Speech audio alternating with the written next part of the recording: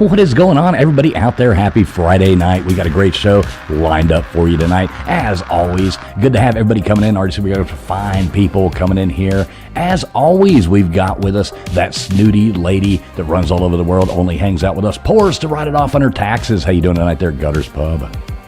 I'm doing good. How about yourself? I'm doing good. Couldn't be better. Well, I could be, but it wouldn't really matter. And we got with us our token mad scientist out there. How you doing tonight, Nathan? Oh man, it already feels like a fun show in the back, dude. This is going to be awesome. Everything's going right off the bat. Coming to us, we've got our redheaded stepchild joining back in with us again. How you doing tonight there, Tombstones? I am doing fabulous. Good evening, everyone. All right. Hopefully you're getting over your asthma attacks. Joining us tonight, we have coming in here our good friend from the Wendibros, Doug, coming in here to tell us about a bunch of his stuff. How you doing tonight there, Doug? I'm doing great, and as always, excited to be back. I know, man. Good to have you back. Always good talking to you. I'm sure you've had a bunch of good stuff going on that you're going to tell us about tonight, and I'm sure we can hit on some fun topics.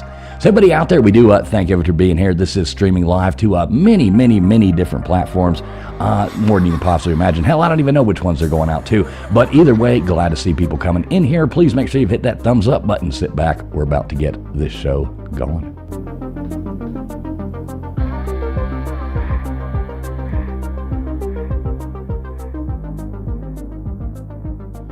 Would you mind telling me whose brain I did put in? And you won't be angry? I will not be angry. Abby someone. Abby someone. Abby who? Abby normal. Abby normal.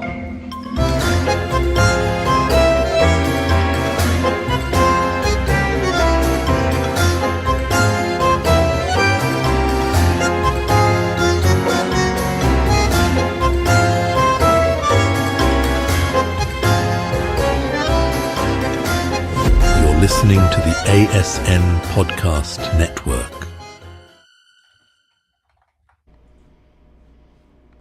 All right, let me figure out how to do this right here. I got to pull this down and bring us up. Look at that. I almost did something right. Looks like we got KJ back in here. She's got some good technical difficulties going on. How you doing tonight there, KJ? You back with us? Hey, guys. Yes. All right. Can we get the woot woot?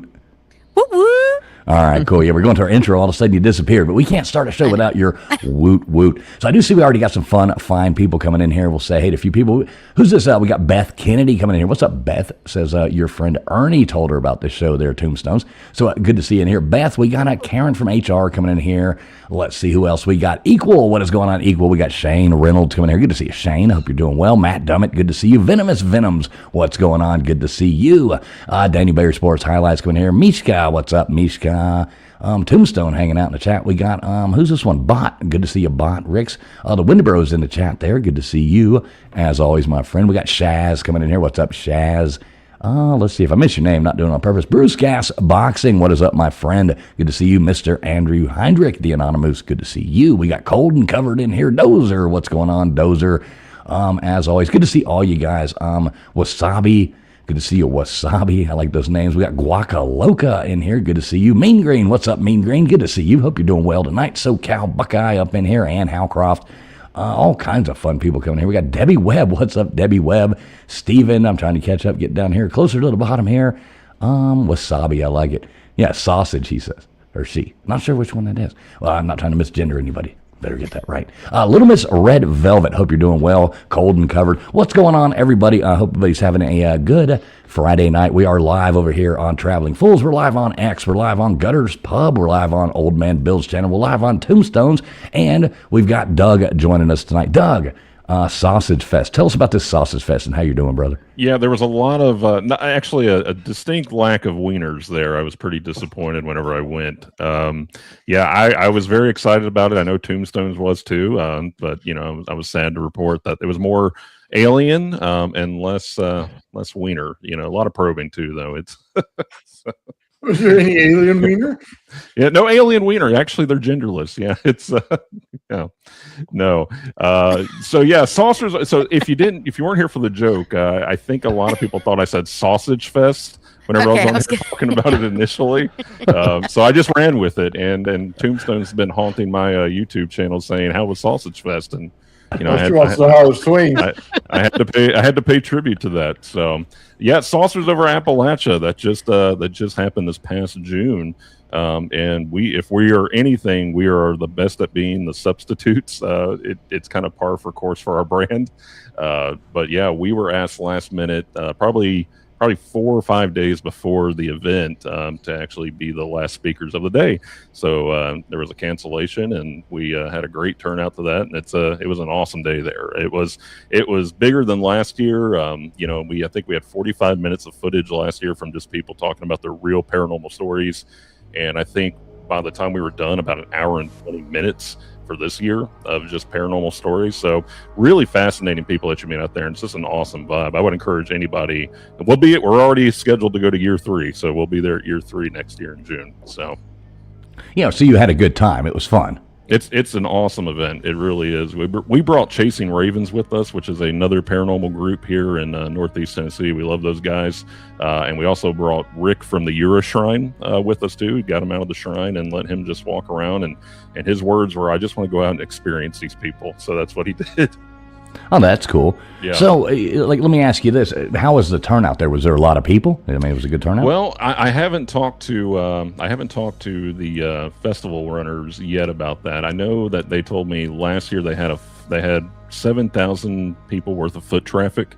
It had to have been more than that though. This year it was unreal on how many people were coming in through. We brought backup this year just so we could have a break and walk away, and that went right out the window. Like, we could not walk away. So I like I'm doing right now, I sat there for about 7+ hours just talking to just different people, and plus another hour up in the Bristol Public Library talking to even more people. So did you get any cool stories out of anybody? I know a lot of times people like to come up and tell you some of their stories and things like that. Did you get any good interviews?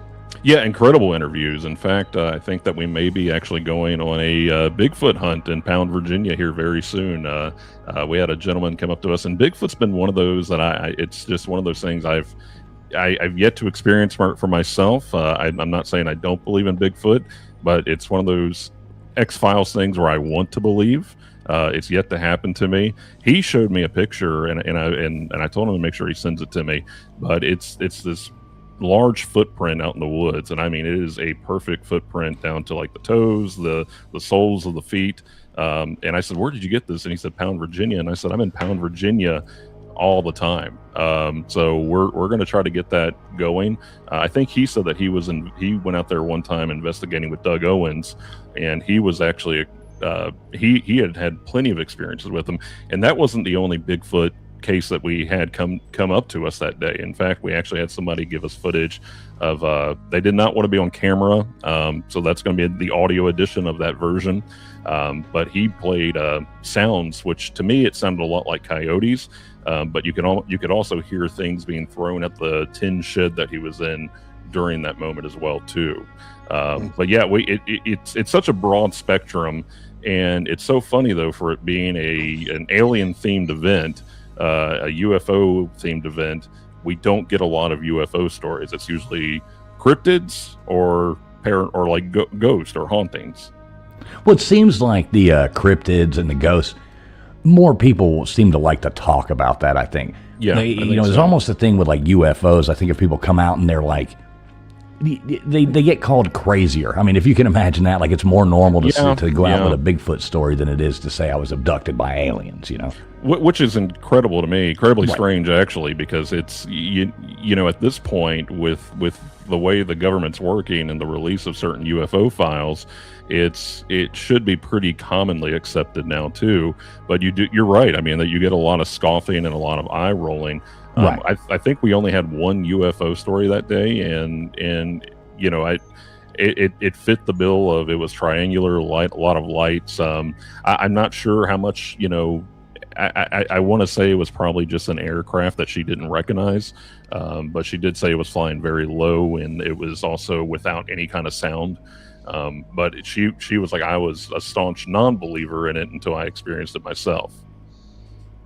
Yeah, well, now there's a lot of things. I mean, the government's got some crazy looking stuff they're flying around all the time, and and people with their drones and people with their, there's so many different things. I mean, Lord knows what the government has as far as drones goes and all that kind of stuff like that. I mean, no telling what you're seeing now. I mean, it'd be different in 1940 if you saw something, Absolutely. Than it is now.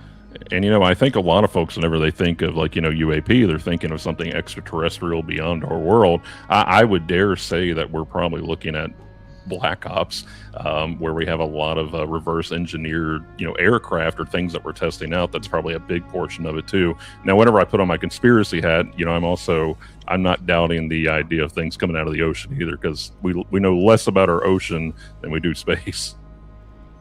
So what's your take on that with the? Because I've always thought it makes more sense that nothing's traveling light years away to get here. If there was anything, if there was anything, I think it is in the ocean. Yeah. I mean, I agree with you on that. I'm very skeptical to what we have out there in space. And I think that if there is anything, they probably just see us and they'll just keep on driving by because they don't want anything to do with us. Yeah, that's what I would do. Yeah, I would. Let's just roll our window up. Yeah, we'll get the next exit. Yeah, roll them up, kind of like Clark Griswold. Roll them up, and just keep on cruising by. Yeah. So, Toombs, you got any questions about Sausage Fest there? I know you were obsessed with Sausage Fest, so I'm sure you got something you want to ask our good friend Doug here. Well, I'm just I was hoping for photos, like actual evidence of sausages, but there's a lot of footage, a lot of photos, a lot of talking, but unfortunately I did not see any wieners, so it's I'm sorry to report. Is that unfortunate? It could be. It depends on what you like, it's but you never know. It could be next year. Maybe I'll come next year. Maybe I will. Okay. Maybe then the sausages will. Right. You show up and all the sausages will be there. Magically fall from the sky. You set up next to us next year, and I'll bring my grill. Sausages. Oh Lord. Yeah. So what is this? What is this next thing you were talking about? You're planning on doing, upcoming. That you were telling me about. Yeah, we have a lot of things actually coming up. Again, we just completed Saucers Over Appalachia Festival. We now have September 26th, which we were thrilled and honored because at times we feel like we're the small fry of the paranormal world, but we were asked to be headliners for the West Kentucky Paranormal Expo in September 26th. And we'll be headlining that with our friend Jimmy Ricker from Outlaw Paranormal. Along with Aaron G. Thompson, who was on Netflix's 28 Days Haunted. Cool. we're tickled to death about that, but we'll be going in there and kind of bringing our neck of the woods to West Kentucky. It's going to be out in Mayfield, Kentucky on September 26th. And we're excited about it, and and it's crazy because it seems like Mayfield's getting pretty excited about it too. But I believe that this is their third year of doing this, and it's ran by Kent Wilson, who runs the Paranormal Addicts podcast as well too, along with Ken 10 Paranormal. Well, that's cool. And when was that again? I'm sorry, I'm sure you said, but September 26th this year.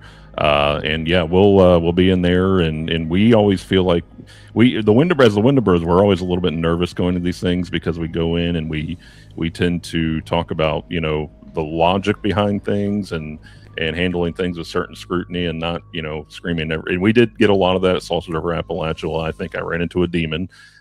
We get a lot of the demon talk.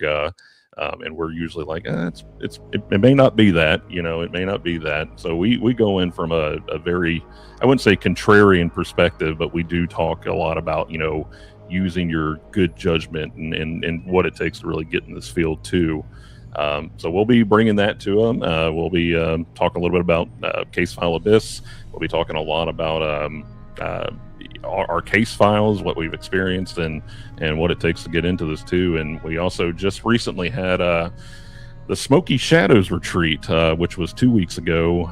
It was very hot, very stifling, and that was actually conducted at the Ura Shrine, and it was a retreat getaway for the Spooky Sisterhood, and it was also billed as a witches retreat. So, real life practicing witches traveled from all over the U.S., from California, Indiana, and came to Bristol, Tennessee, and spent time with us over there.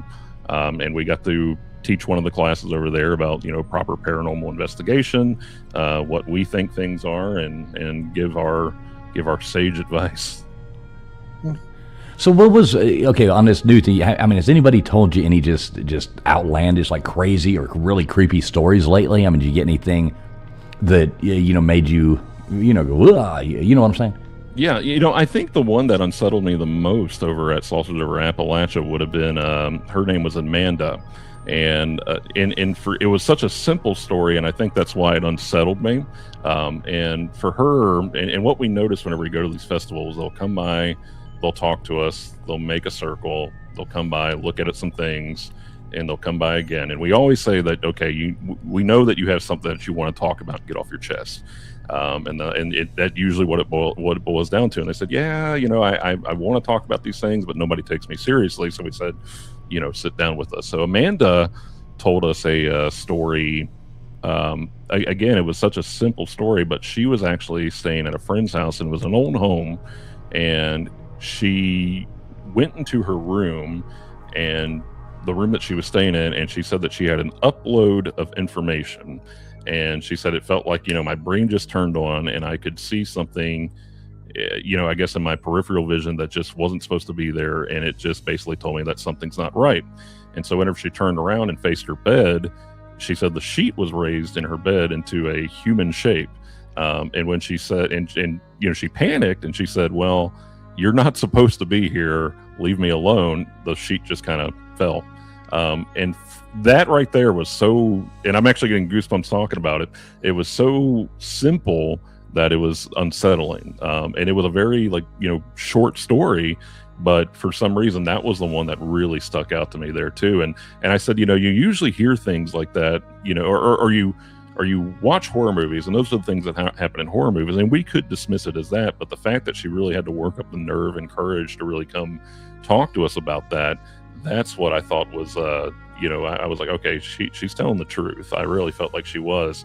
And that upload of information is what really kind of, made me perk up a little bit, because, I know I've talked about it on the past here about the shops in 1910, but it was kind of a similar feeling whenever I went there too. And it's just a general upload of information where you just feel like something's not right. I don't know if it's, that gland in our brain, that says, hey, fight or flight, turn on. But the whole standing of the sheet is what I was like, okay, that's really creepy. That's really weird. Otherwise, blessing to happen. I'd love that to happen in my house. Well, in a weird way, yeah, I would love to see something like that happen. I really would. Yeah, you need something to talk about, right? You wouldn't run away. You just talk to it, like, hey, what the hell are you doing in my room? What are you doing here? Well, but I told her, I said, well, you're going to definitely survive in a horror movie, because you said get the hell out, and it did. It was, and she was like, I didn't feel threatened. I didn't feel like it was anything malevolent. She goes, it felt unnatural, and I didn't want it there, and so she said, go, and it went. To me, that was the one that really stood out to me the most. So, Amanda, if you're listening. That was a great story. Yeah, that is pretty creepy there. I mean, I'm glad, a lot of people, y'all, you want to see this stuff. I'm glad I don't. I don't want to see that in my room. I don't want to see the ghost at the end of my bed, other than my feet.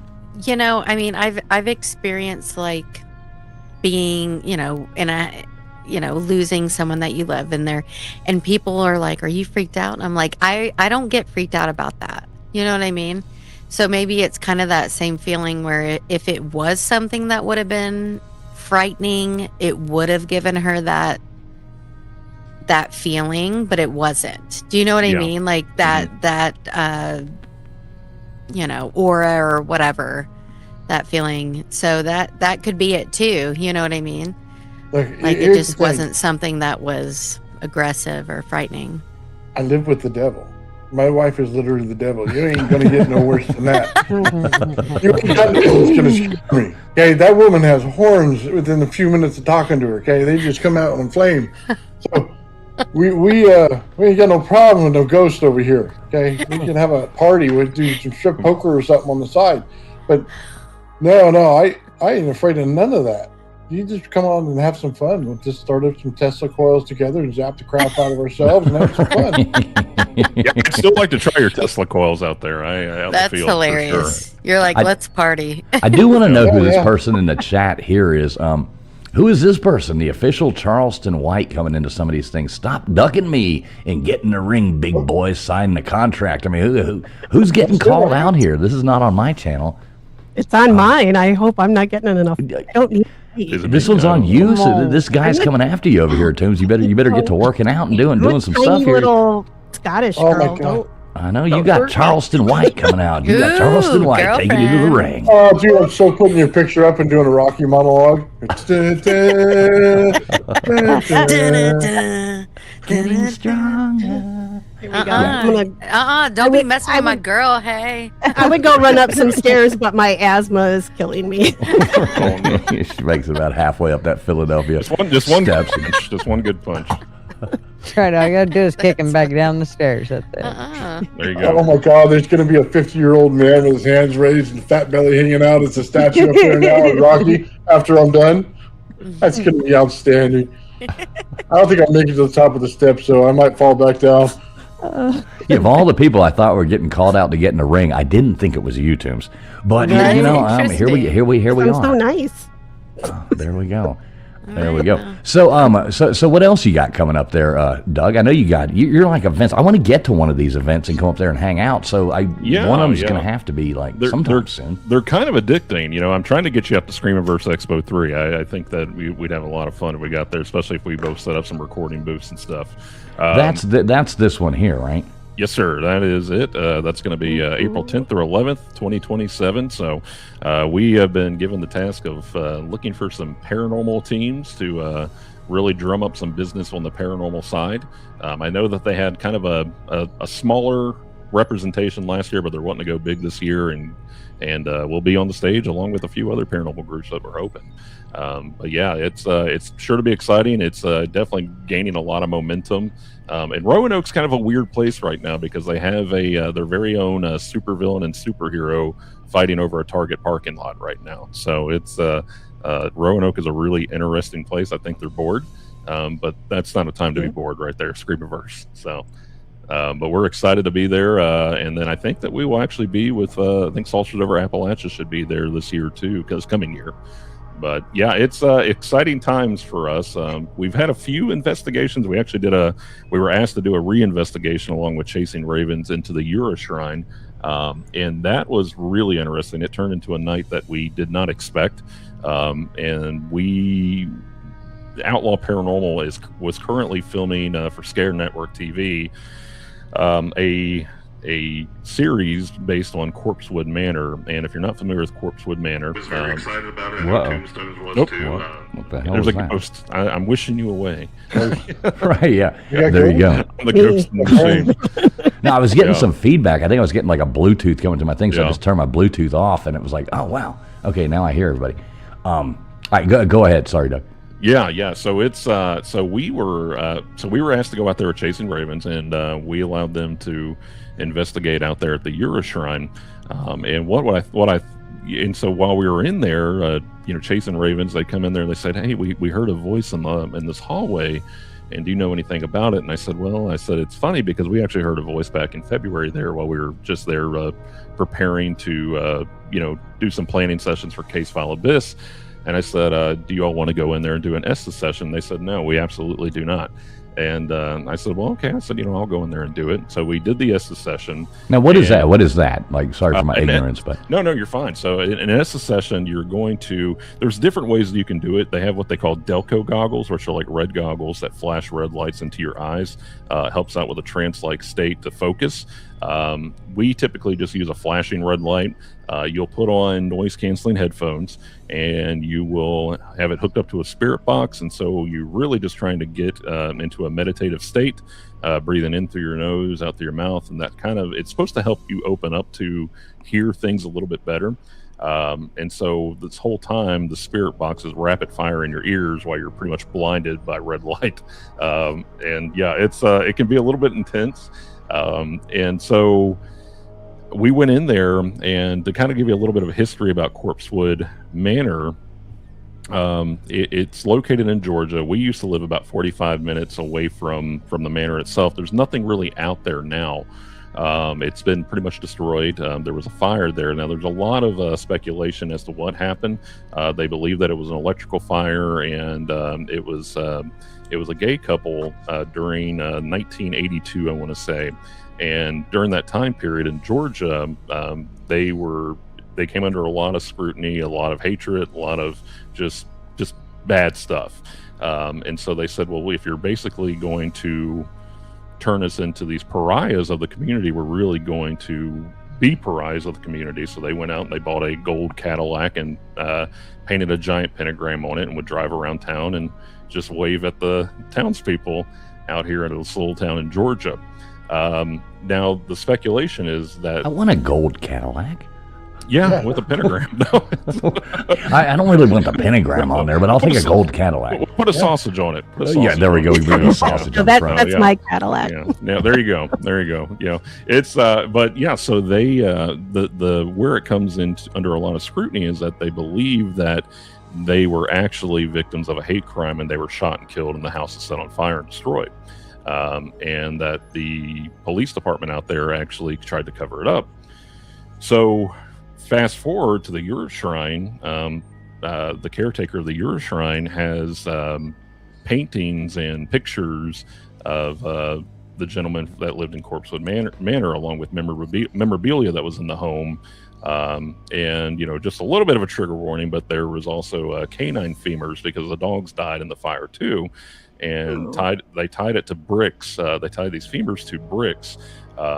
And they were trying to open up a portal in order to bring the spirits of Corpsewood Manor, the two gentlemen, into the Euroshrine as a way of saying, hey, this is a safe haven. We're kindred spirits, because they used to be collectors of occult material as well too. And there's rumor that they could have been a member of the Golden Dawn. That's not what I can say is been validated or anything, so I'm not sure if there's a lot of truth to that. But long story short, all this stuff is in this hallway at the Euroshrine, and it's basically an homage to them. Well, we do the Estes session, and we start hearing very angry stuff, which we have never heard before at the Euroshrine. We've never experienced really anything at the Euroshrine, and it was very intelligent answers. I'm debating on whether I'm going to release that footage, because it is very ugly, to the point to where I had to go out and apologize to Chasing Ravens and the fact that they brought their daughter there, who was 21. But a lot of words being said, a lot of a lot of slur words towards the LGBT community that were coming through this Estes session, and we actually had a member with us who was part of that community put on the headset after me, and he started saying, "Why?" And I didn't even say the stuff out loud. He said, "Well, I'm hearing a lot of not so nice things," and I said, "Well, that's funny, because I was too." So we don't know. It got so bad to the point to where I had to say, "Hey, cut the shit, I'm getting sick of it. You're all being awful." And it actually, Josh, who was on the Estes session at the time, said, "Sorry about that. I was just playing." and so it was really interesting. Rick over there, he loves to do mad science experiments. So if we go in there, he'll say, "Doug will do anything. Just go ahead and throw him in there with this demonic doll, or this evil doll, or Doug will do anything. Doug will do anything, for science." It sounds like Nathan. Yeah, blow the world up. I think Nathan and I need to work together sometime. Mm-hmm. Yeah, That's for right. sure. Yeah. So it's but it was an incredible time. And again, I was like, guys, I'm so sorry for the things that I was saying that night, but I promise it wasn't me. And fast forward again, so we had to lead an investigation for all the guests that came in for the Smoky Shadows retreat, and I gave them a firm warning because they said, "Oh yeah, we want to go check that out. We want to go check that out." And then when we went there and sat down and started doing it again, they said, "Okay, no, we don't want to do this anymore. This is really mean." And so that was, so I said, we warned you, and my wife, who's part of the Wendibros, Christy, she was like, he's not kidding. It's going to be ugly. But it's, so to me, I don't think the Euroshrine is what I would have considered active until a lot of that actually came into there. Now, is this your wife here in chat? That is, yeah, Christy. Okay, Of the okay, yeah. I saw earlier saying that yeah. she was the female Wendibro. What's up, Chrissy? Nice to meet you. Yep, yeah. She says $20 is $20, so she knows her husband well. yeah. All in one? Yeah, the Wendibros gal. Yeah. So, but no, Christy actually gave a Ladies of the Paranormal discussion too. So it's just been exciting times left and right. But I past that, not a whole lot of crazy investigations. We've been on more on the documentarian side of things here lately, working alongside Rick and Christy and Josh as we're talking about mass psychosis in the world right now, indoctrination, and it's we're going into probably darker territory because it's very realistic territory. Rick is talking about how he can where he's a dark practitioner, see a lot of the things happening the way that they're meant to be, and what he means by that is not necessarily in an Abrahamic sense, but in a way that Abrahamic religions could be practicing in dark arts in order to basically turn the world asunder a little bit, while on the other side of the things we have Josh and Christy talking about being raised in the Southern Bible Belt, and along with the brimstone and fire Baptists that we typically have around here, that you'll go to hell for just looking the wrong way. So it's heavy stuff. It's deeper stuff, but yeah. I watched your episode today, and thank you so much. Yeah. Yeah, and I'm intrigued. Good. From the get-go. So very well done. I think I commented on it. If not, I'll go back and drop another comment if I forgot to. But I even had my 17-year-old son, who doesn't watch anything that I watch, has no interest in any of my stuff, was listening and was actually that's awesome. Was in tune. He's kind of like, and I'm like, you're 17. What are you seeing that I don't? But yeah, we were both in total agreement. And I love, was it Josh? Was that? Josh, yeah. I kind of felt that way growing up too. I know religion is one of those touchy subjects that it is absolutely. Everybody's going to probably disagree on at some point on it. So. But I kind of was raised that way too. I had a Southern Baptist grandma, and everything you did, you're going to burn in hell. Yeah, you're going to hell. I always joke around, that Southern Baptists are probably the most metal thing to ever exist, because they're constantly screaming brimstone and fire. I think that they're more, and again, I'm not trying to offend anybody. I think that they're more obsessed with the idea of going to hell than they are heaven. It's dark territory, and for that though, one thing that we've made very clear is that we're not here to upset anybody. For me, I am what I would consider a Christian. I try to follow the teachings of Jesus, and then I also try to incorporate a lot of Buddhism into that. But again, we're not singling out anybody, but what we're saying is that a lot of this stuff is being weaponized, and that's one thing that we have been talking to Rick about, is that he doesn't understand a lot of the infighting. And he was raised Southern Baptist too, and eventually converted over to dark folk Shintoism, and he is a wealth of knowledge on that stuff, and he's just saying, this is all just seems very calculated, but what we're trying to do is that we hope people listen to it, and that they agree more than they disagree. And then what I've also told people, and we've had a lot of people, especially on the TikTok side of things, get really pissed off, and I'm like, well, have you watched the whole episode? And it's going to be probably a 6-part series for this one, and honestly, the way it's going, I think that we're probably going to end up making seasons out of it. We want to talk to people of all different faiths, because what we're finding is that even though Rick and I are, I'm very on the light side of things, he's very on the dark side of things. We have John, who was, he was raised Southern Baptist. Christy and Josh all raised Southern Baptist. We're all sitting here and we agree that there's a lot of just nasty things in the world right now. And we're trying to say that most of the scary things out there right now are less paranormal, even though that you could attribute to a lot of spiritual warfare, but less paranormal and very a human-made monster. Yes. Interesting. Always about religion, huh? I just realized I was muted. I was sitting there talking to him. I'm like, yeah, well, that's blah, blah, blah. I'm like, God dang it, I'm muted. We try to mute. I got these crickets outside, these hornets, like just taking over my house. So I did see somebody in the chat earlier. They were asking, where is Appalachia? Now, how do you describe that? Appalachia basically goes from Georgia to what would you say? I want to say does it not end at Maine? Like the Appalachian Trail. Yeah, doesn't it go from Georgia to Maine? Yeah, I believe so. So basically, it's the mountain range that goes through the Blue Ridge Mountains, through the everything all the way up, just straight up from Georgia up like that up into Maine. Mm-hmm. Yeah. I think Mia asked where though in Appalachia. She changed. Okay. Typed it again, and I think she meant to say in. Okay, I saw that earlier, and I just wanted to address it. I was like, a lot of people that watch this show aren't from the United States, right? A lot of people aren't from the U.S., so I like to, you know what I mean. At least if they're asking, so they know, because we have a lot of people over across the pond watching right now. So shout out to all you guys. Yeah, Mia drives around Virginia, so she knows. Okay. And West Virginia, so I think she knows where it is, at least. Okay. Just I think I saw somebody from Ireland in here, and if I'm not mistaken, at one point, whenever the continents separated, Appalachia and the mountains of Ireland were actually part of pretty much of the same mountain range at one time. Right. Well, they do kind of look similar too. I love the mountains in Ireland. Well, I think it's interesting. The Appalachian Mountains, that's like one of the oldest mountain ranges in the world. Oh, yeah.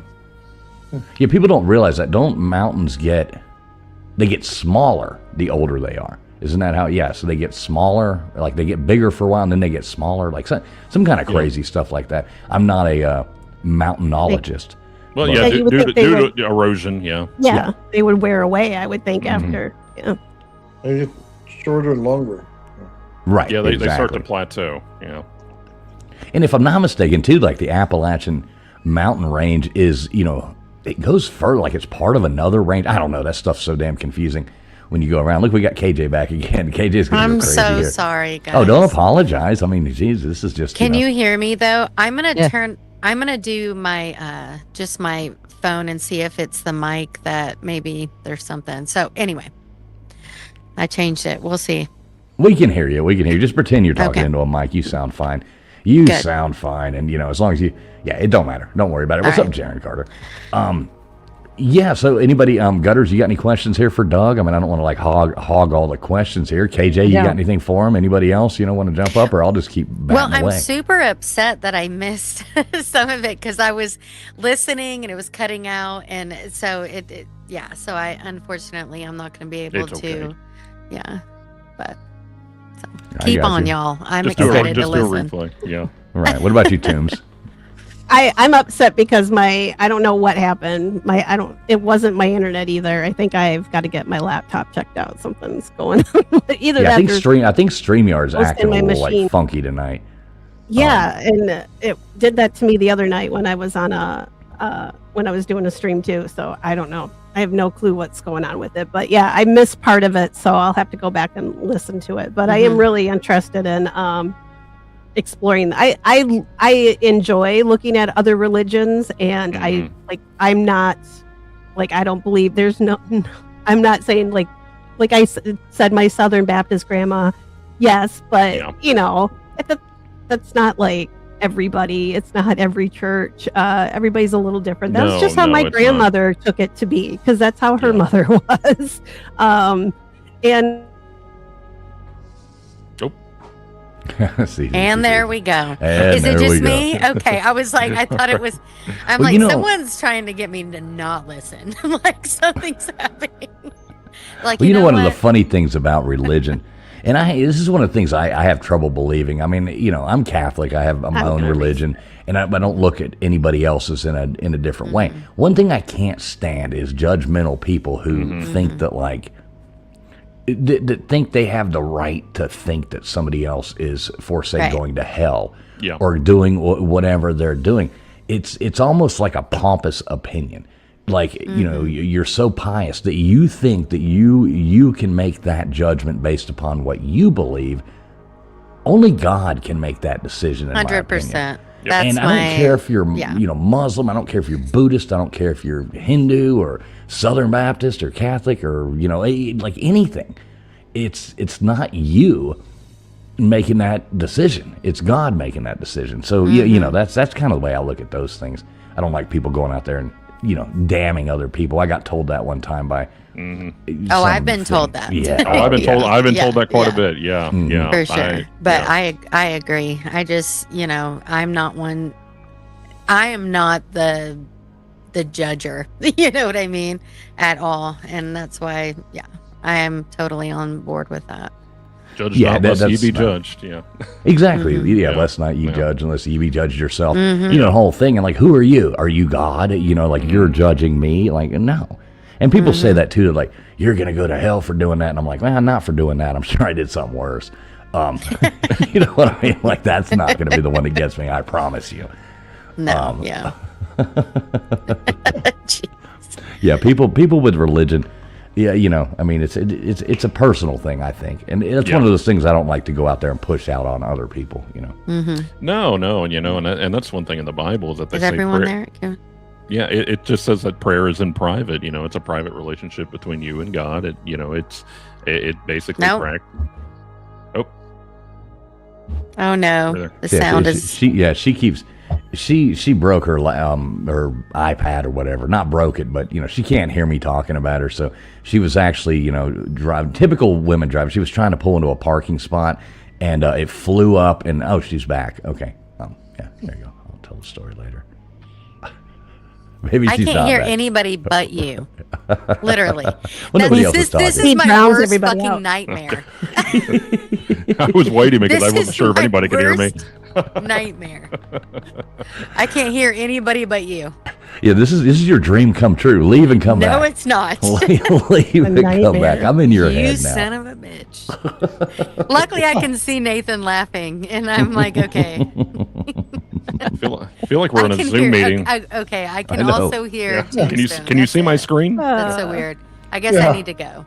Right? I'm just leave and come back. Leave and come back. No, leave. Why? She doesn't need to leave. I hear you. Oh God, this is Thank God. Absolutely ridiculous. I thought I was having a nightmare while I'm awake. I have that effect on women. But I can't hear Doug. He's talking. Can you hear? I can't hear Doug. Can you hear me now? Or Nathan. Nope. Okay, leave and come back then. Leave and come back. Damn it. All right, go for it. So Doug, I think we've kind of talked about this stuff before. Like, what is the scariest situation you've ever been in doing this stuff? Like, some stuff that made you be like, you know, holy shit, you know, what the hell's going on here? This has to be, like, I know you. One of the things I like about you the most is you look for like the rational. You look for the rational. What do you call it? Answer, you know, in lesser words, to what is going on before you jump the gun and go straight to, you know, it's got to be paranormal. You know what I mean? Look for a rational description of what it is. What's something that's made you actually question that and really be like, you know, this might actually be funky? Or has that never happened? It's hard for me to get unnerved, to be honest with you. And that's not me just trying to sound tough or anything. It's hard for me, you know. Honestly, I think that what we experienced at the Euroshrine with Chasing Ravens would probably scare off most people. And that was really just a tough situation of just things as being really nasty and mean. I think that whenever you do, and we very rarely run into anything, and I'm still skeptical as to what we were experiencing. I'm not going to say it was a ghost, it was anything like that. It could have just, you know, been a really mean frequency. I don't know. Maybe we tuned into the wrong radio station. But you know, for that though, I think that though there was. I would say, honestly, for me, the most unsettling thing that I've ever had to experience would be a case that, you know, we'll probably talk a little bit more because we're getting ready to relaunch something that we call the Wendibros files, where we talked about the shops of 1910. And the Shops of 1910 was kind of like, it was a scary situation that we ended up in, but it was just because it was more of an initiation kind of deal, like, hey, welcome to the real world sort of thing, where, and again, speaking of religion, I got, that night I got stung by a honeybee, had an allergic reaction. We had tourists in there that they were kept separate from us, so that way they wouldn't compromise our investigation, that were saying there were internet influencers there, and they would come running up to us and show us like these smart, intelligent answers that they were getting about us. And whenever we went upstairs, on the way up there, I said, here it is, my first real investigation as a team. I'm going to get something attached to me. And as soon as I sat down, like, our spirit box said, I'm attached to you. And I said, bullshit, and it's, but at that moment though, I said, okay, may Jesus bless this room. And every light went out in that. It was, our flashlights drained, our headlamps drained, every single light drained at that point. And all of our batteries died too. And even at the end of that episode, you'll hear me just say, I think I'm actually talking. And I said, well, maybe it was just, I forgot to charge them last night, which I know I didn't. And I said, it just all seemed a little bit in the spirit box as coincidental. And I said, bullshit, that didn't just happen. It was very unsettling. Now, as far as like, we've had cases come to us that, where people have called us or talked to us, and we've handled situations online, that those are the ones that really disturb me. We had one situation, and we had we call that case the Blue Nun case. And so with the Blue Nun case, yeah, that just sounds scary to start with. Yeah. So that was the Blue Nun case. And so we had an individual contact me, and this individual had said that, that they were being haunted by a blue nun and a shadow figure at nighttime. And so turned out they were experiencing pretty severe sleep paralysis. But during every episode of sleep paralysis, and whenever I say that these things are scary to me, it's usually because more of it's a human condition, right? And so they were experiencing severe sleep paralysis, but occasionally, they would see a shadow figure, creeping towards them, and whenever it would get close to them, a blue nun would appear, and that feeling would go away, and they could move again. And I, for some reason, call it intuition, call it gut feeling. I said, I don't feel like you're telling me everything that's going on. I said, have you ever had any previous trauma, anything bad happen to you? And they said, well, no, I had a pretty normal childhood. And I said, okay. I said, I think you're just dealing with sleep paralysis. Well, fast forward, and about a week later, they approached me again, and they said, to be honest with you, I am hiding something from you. And again, I'm going to try to say this as delicately as I possibly can. But whenever this individual was a child, they had a family friend move in, and that family friend was taking advantage of them as a child. So it was a really bad situation. So they blocked out that memory, and that memory became basically the shadow figure. And so, whenever we really got to the deep part of that, and I was able to kind of identify what the real problem was, she also knew she would also go to church, and she got to know a nun that wore blue garb, and she always felt very safe around this individual. So in a way, her mind was the thing that was haunting her. She was manifesting these quite literal, demons, like, it was a human condition. And that was a case where, I said, okay, so you're first of all, you're going to have to go talk to somebody. I'm not a licensed therapist. You're going to have to go to therapy. And so they went to therapy, and I said, if you ever just need to talk, you ever want to just check in, and just see what your progress is, we can do that. I'm hearing myself again.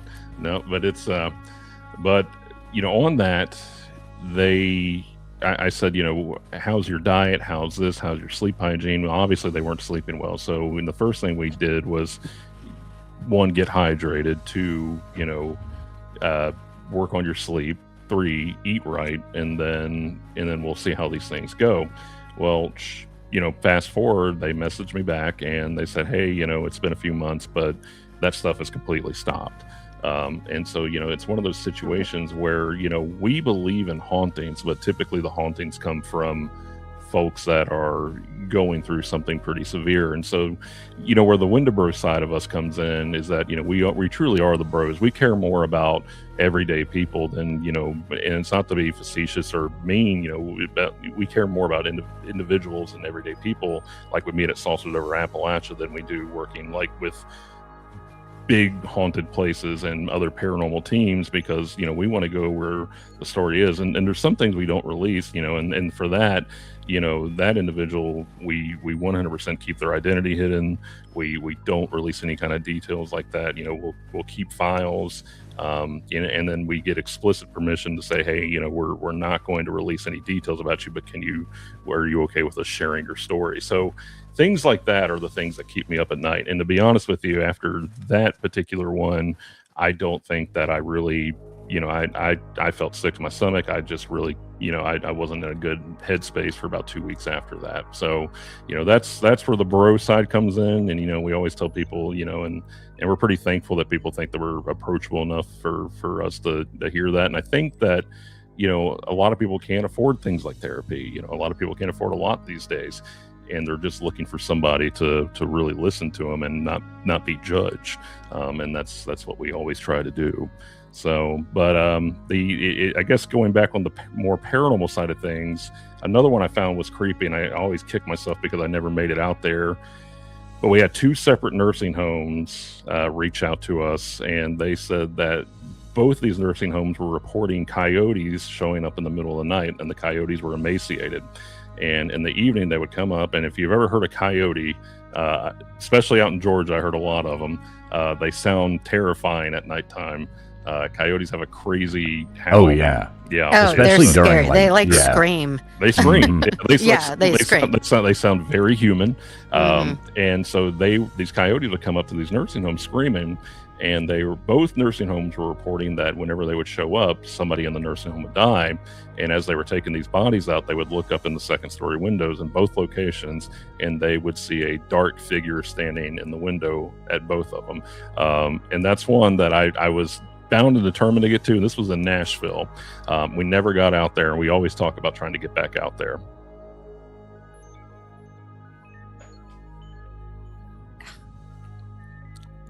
Can anybody see my screen? Yeah. My internet. Okay. God, I thought it was just me. I was going to get so mad. Yeah.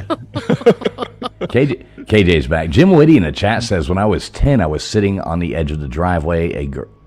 A girl's dressed in a blue top and bottom was walking towards me. When she passed me, her outfit changed to one from the early 1900s. That's creepy right there. Yeah. Probably a better Or outfit, not. to be honest. Yeah, I don't know. Or I mean, not. kind of like a, flapper like coming out there or controller. something like Yeah. that. It'd be like, oh, hell yeah, this is jiving now. Oh, So yeah. like if it's nowadays, she they'd be was wearing very talented. sweatpants at, Walmart and turns into a flapper. That would be absolutely awesome. Well, it was funny. I was reading his comment over in my chat, and that was the first thing that popped into my head. Like before I finished reading it, when he said the color of the top, that's like that turn of the early 1900s where they wore those shirt-waisted. They call Right. them those tops with the skirts. So that Love popped into 'em. my brain before I even finished reading the Right, comment. exactly. I was like, okay, Exactly. that was a little weird, but yeah. Hey, I'm not as good as you guys. It was 1970s, man, in running shorts, a tank top, hot chick, blonde. Totally missed the point, I guess. In my own little world. Everybody's got their own thing about what that meant. Early Yeah. 1900s. So Doug, there is a question here I starred here that I wanted to get back to.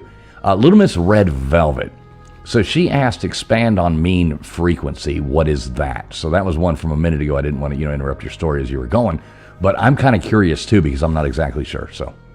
Yeah, so with that, though, I think I was actually just making a joke about the we found a bad radio station. Now, if we do want to talk about frequencies, we do think that our personal belief in the Wendibros, and one thing we talk about whenever we present at festivals and classes is the idea of frequencies. So with frequencies, we believe that's everything. So, the thing about whenever you...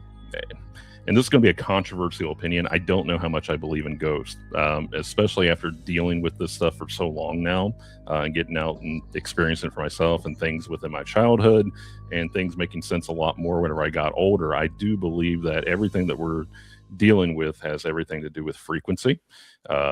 And so with that being said, is that whenever you pass,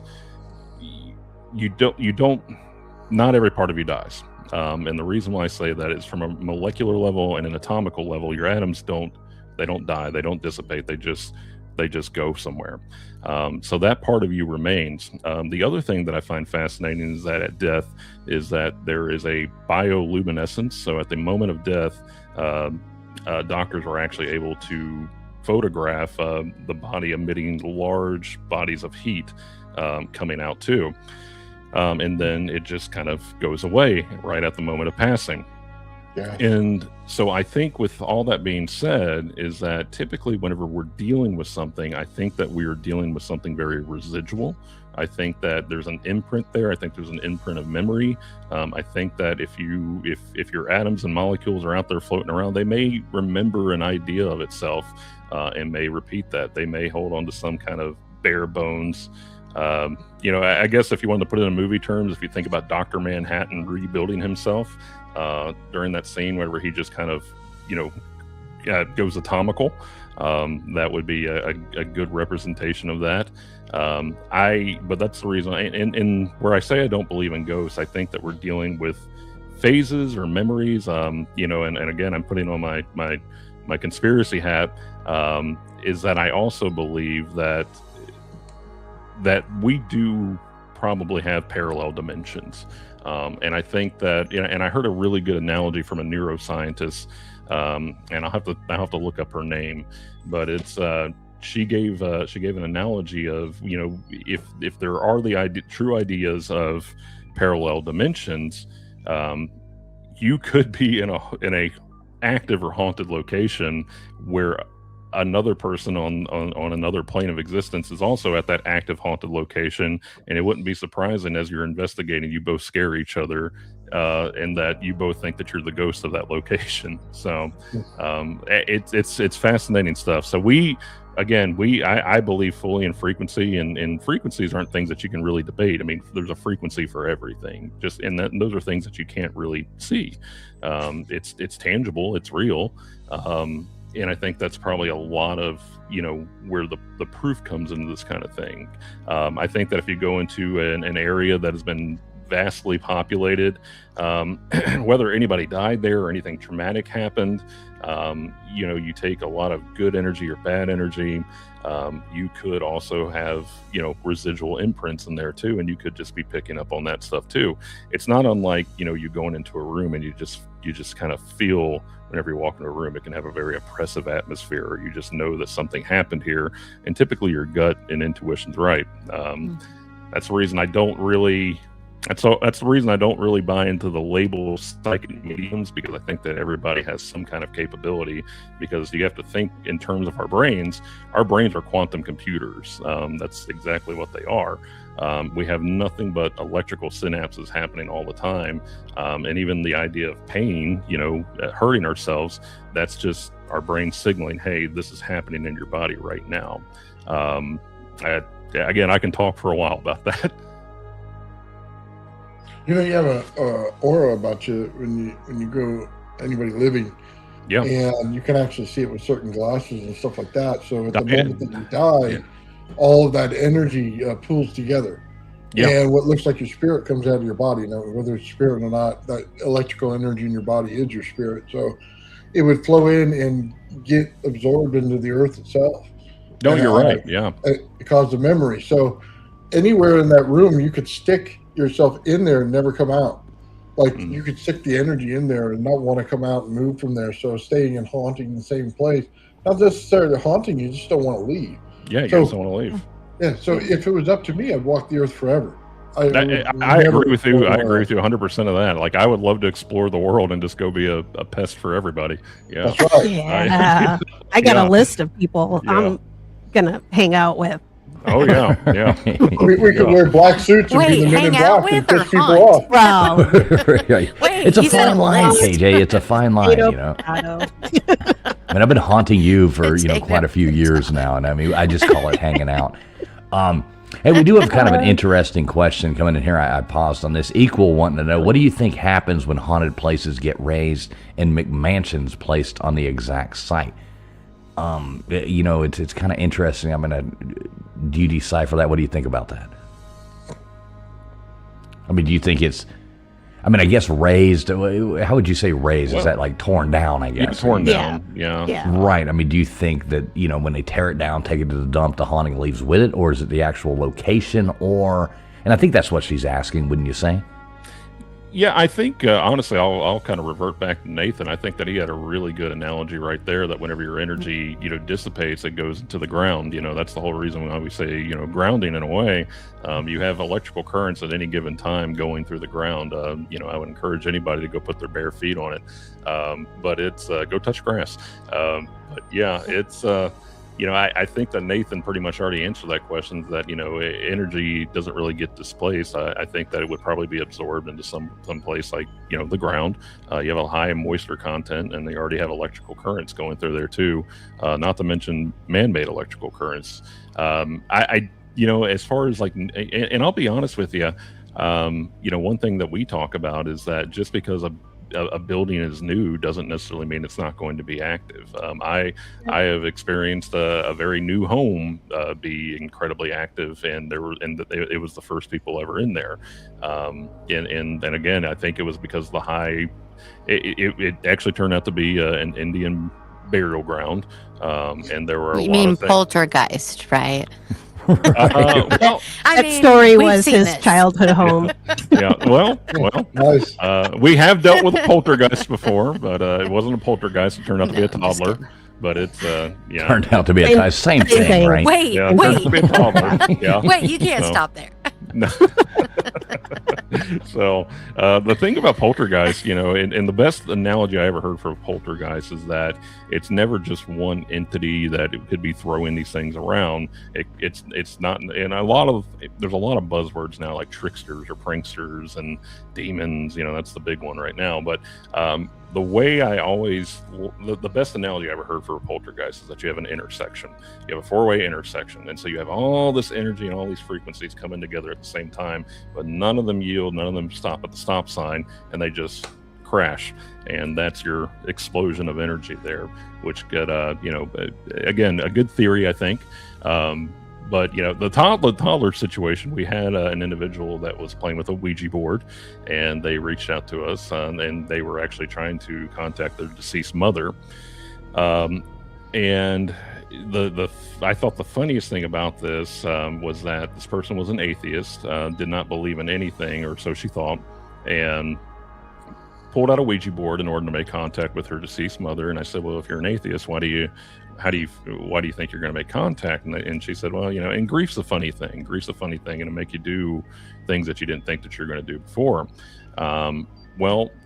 There's already this paranoia surrounding Ouija boards. For me, I believe that everything is about intention. I believe that manifestation is a very real thing. So if if you go into a Ouija board and you're planning on making contact, and you already have the stigma about a Ouija board, you're probably going to get spooked, and hence you're going to end up haunting yourself. 100% done it. Right. I agree too. Yep. Yeah. You're gonna end up haunting yourself. So. Yeah. And again, it's so funny, and I know I bounce around a lot, but whenever we were at the Witches Retreat, I was telling the story, and again with the Witches Retreat, it's mostly women, and I said, what is the one thing that women are notorious about not doing? And they got real quiet, and I knew that I was walking on thin ice. The dishes. And I said, laundry on time. It's got a million. We can go all night on this one, brother. All right. Doug, please Food's continue. never ready, right? That if I know my wife, then they are bad about not hydrating and drinking enough water. Women never drink You're enough kidding. water. Well, I'm not not me, kidding. but whatever. So, and every woman in there said, "No, he's right. Yeah, we don't drink enough water." And Bullshit. I drink a shit ton of water and I work out all the time. But whatever. Go ahead. Continue, Doug. We should have said shut their mouths. Shots fired. But yeah. But no, sorry. But so we had that talk, and they all As I agreed. drink Yeah, and because my wife, she'll come home and she'll say, "I think I'm dying." I said, "Well, have you had any water?" "Well, no, not in a week," and that's usually what happens.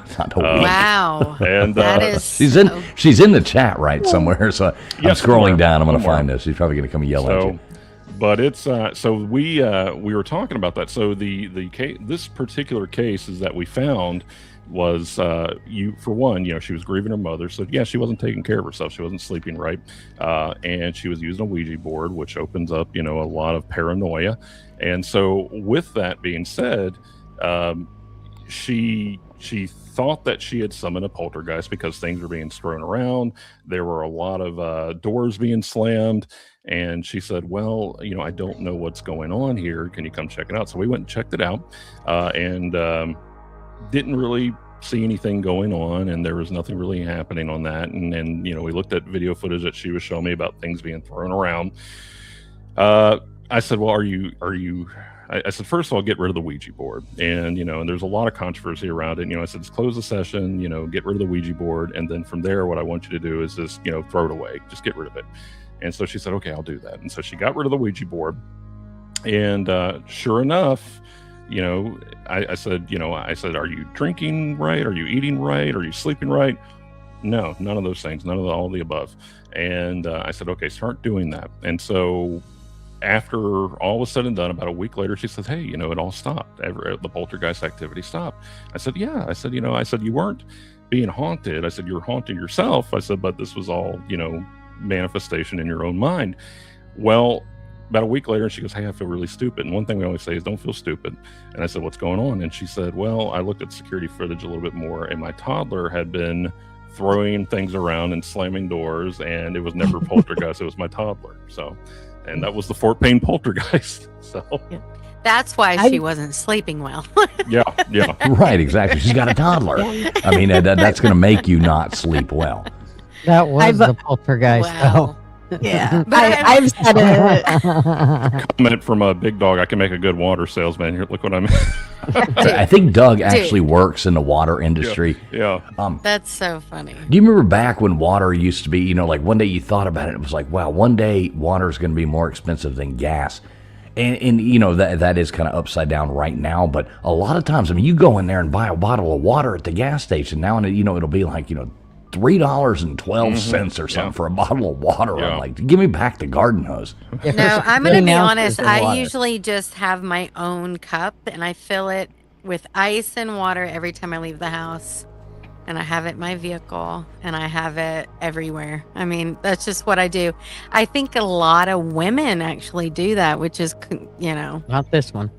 Not this one. Well, a lot I'm bad. of I'm women bad that about I it. know. Statistics. But I also, my job is, fitness. If you sweat all the time, you drink water all the time. I like my Diet Coke a little too much. No, y'all in your That's my soda. only Drink water. demon. I have, Drink water. no, but whatever. But I was gonna. okay. I was just going to say that I agree with Doug because I believe too. I'm just going to get this out. I've tried like 4 times now. So Okay. about the whole poltergeist activity because that is one that always bothers me the most. And like the first thing, right? Like you watch the Ghost Hunters, all the shows, not the Ghost Hunter, not like I'm not picking on one show, but you'll watch and they're like, we've got poltergeist activity. It's a demon. And it's and then they start talking to the family and you can tell they're all like bejiggity. They're like all just like, are you sleeping? You can tell they're not sleeping. They're like all, they're all freaking out. And I experienced this myself, like when my mom was in hospice. We had stuff falling, getting knocked over. you manifest a whole lot of things. Like your mind is a whole lot stronger than, it's a whole lot stronger than you give it credit for. Like you can definitely be manifesting a whole lot of negative energy, just as you can come into a space and be like, this is my happy space, or whatever people do. Like you want to bring good juju into, into an area, you can bring negativity into it too. And sure enough, you could knock your own things off. You could knock over glasses. Do you think that's it? Because I was in hospice with my dad, but it was very a more positive. Do you think that you think that happened? Yeah, it was definitely with my mom's pet, because she was very, she wasn't accepting of it. She was fighting it. She was very much so, because it was far too soon. She still thought she had a lot left to do. So, and we were all and it was just really, I was the only kid of hers that was here. So it was really just, so she was reacting and I was reacting, and the two of us together, stuff flew, doors slammed, and no toddler. I wish I could blame it on one, but just the teenager, which he was upset too. So God, that probably worked into all of it as well. So, but yeah, I think we do. Yeah. We make a lot of our own ghost. Sleep paralysis, get therapy. Do that first if you can, because that's usually there's some PTSD or something usually. And once I get therapy, my sleep paralysis stopped. So it's just a lot of those things. Think of a logical reason for it, and if you can get rid of all, you can check all those boxes, like, okay, it's not this, then okay, maybe you do have something going on. But don't they say most of the time when people suffer sleep paralysis, it is in like a time of either overly stressed, lack of sleep. I've only had it like twice in my life, but it was horrifying. I saw somebody earlier talk about that. They were like, sleep paralysis is horrifying. Yeah. It is horrifying. And, I've only had it twice, but it was weird. You get into the old hag, you get into all, the hat men and all, people see the same things and all that. That's probably a manifestation in your own mind, but it is horrifying, like to be sitting there and not be able to move in your mind, like you're still asleep, but you're awake, and it's in, it's obviously there's something amiss there. I don't really believe there's some, old hag sneaking into your house and trying to strangle you. I don't believe that. I can see how you would feel that way.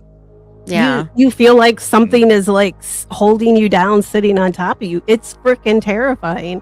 But yeah, there's psychology behind that and it usually is times of stress. Like I can name every time that I had issues with mine, and it was always a breakup or something going on that caused it. But yeah, I think, knock on wood, I haven't had it in years and years. Another good thing too, sleep on your side if you can. Amen. Become a side sleeper. Yeah.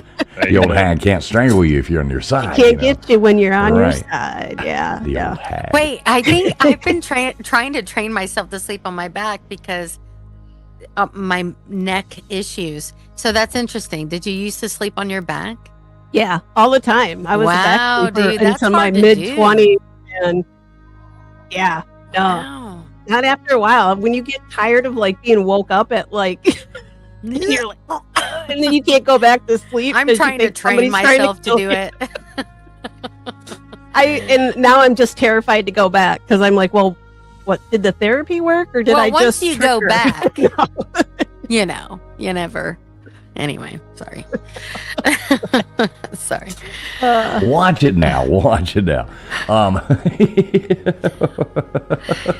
I have been trying to train myself. But I do sleep on my side. However, don't sleep on your tummy. It'll hurt your neck. Anyway. I sleep on my tummy a lot, actually. And my neck doesn't usually hurt. Oh, man. I had some serious neck and back issues from doing that my whole life. So just saying. I end up whatever. Usually it's like a half tummy, half side sort of situation. And I'm like, I'm trying like starfish. Yeah. So I've got a question here, and I kind of want everybody's answer on this one, like everybody up here. So, and maybe I'll go last, so I don't like deter. So we were talking about Ouija boards earlier. What are y'all's thoughts on Ouija boards and like the legitimacy of them and stuff like that? Gutters, go first. Nope, I'm not playing with them. Nope. But I mean, do you think? I don't. Whether Yes, or not you use them or not, do you believe that that it is real? That is Obviously, a real way I'm to scared jealous of communicate. them. Yeah, I'm sorry. Go ahead. I feel scared. I don't want nothing to do with them. I do believe there's some kind of woo shit goes on with them. I don't mess with them. Can you never define have. woo woo? Woo. So you never have, like as a kid or Never. at a friend's. Okay. Nope. So you've never even touched one. You're that scared of them that you I don't. never touched one. Actually, my daughter brought one home when she was a teenager, and she had to take it away. I made her get rid of it. So. I mean, did you beat her or did you just say No. Did you? I was She not beat her. happy. She beat her with the board. Take it? Definitely. Like no more wire coat hangers, no more Ouija. That's right. I told you not to bring those Ouija boards. All right. All right, Nathan. What say you? See, and I want the scientific. Nathan's the scientist yeah, here, so let's hear it from Nathan. I want to hear what you got for us. I don't give one shit. Put that thing right in front of me. We'll do it. You ain't got no fear in my heart. But you've never done it. No. Like, I died almost a couple times doing stuff. Okay, you're not going to freak me out with a little board. Yeah, you bring it on. You bring the ghost. You bring You're everything. like A, You B, get- I mean, what demon's going to tell me something? I'll just zap it again. I mean, look, you ain't Yes. getting nowhere with me. That's the problem. Okay, and it's not that I don't believe, because I'd love for something to walk through the wall. I'll be like, dude, you walk through the wall. That's badass. I'm walking through with you. Hold my hand. Let's go. You know what I mean? That's what's There's no fear. You want to talk through my body? You want to dance around, paint my pecker, and do a dance in the front yard? Let's do it. But you know what? I have no fear whatsoever of it. Not one little bit. Okay. Wow. There's nothing embarrassing you could do to me to The make it Ouija worse, board okay? is lucky. No, anything. I don't know. None of that stuff. The You Ouija can go board to is any lucky. location you want and play the game. Okay, I have no problem, because once you start looking at things in a scientific perspective, like I do, there's nothing that's going to shock me.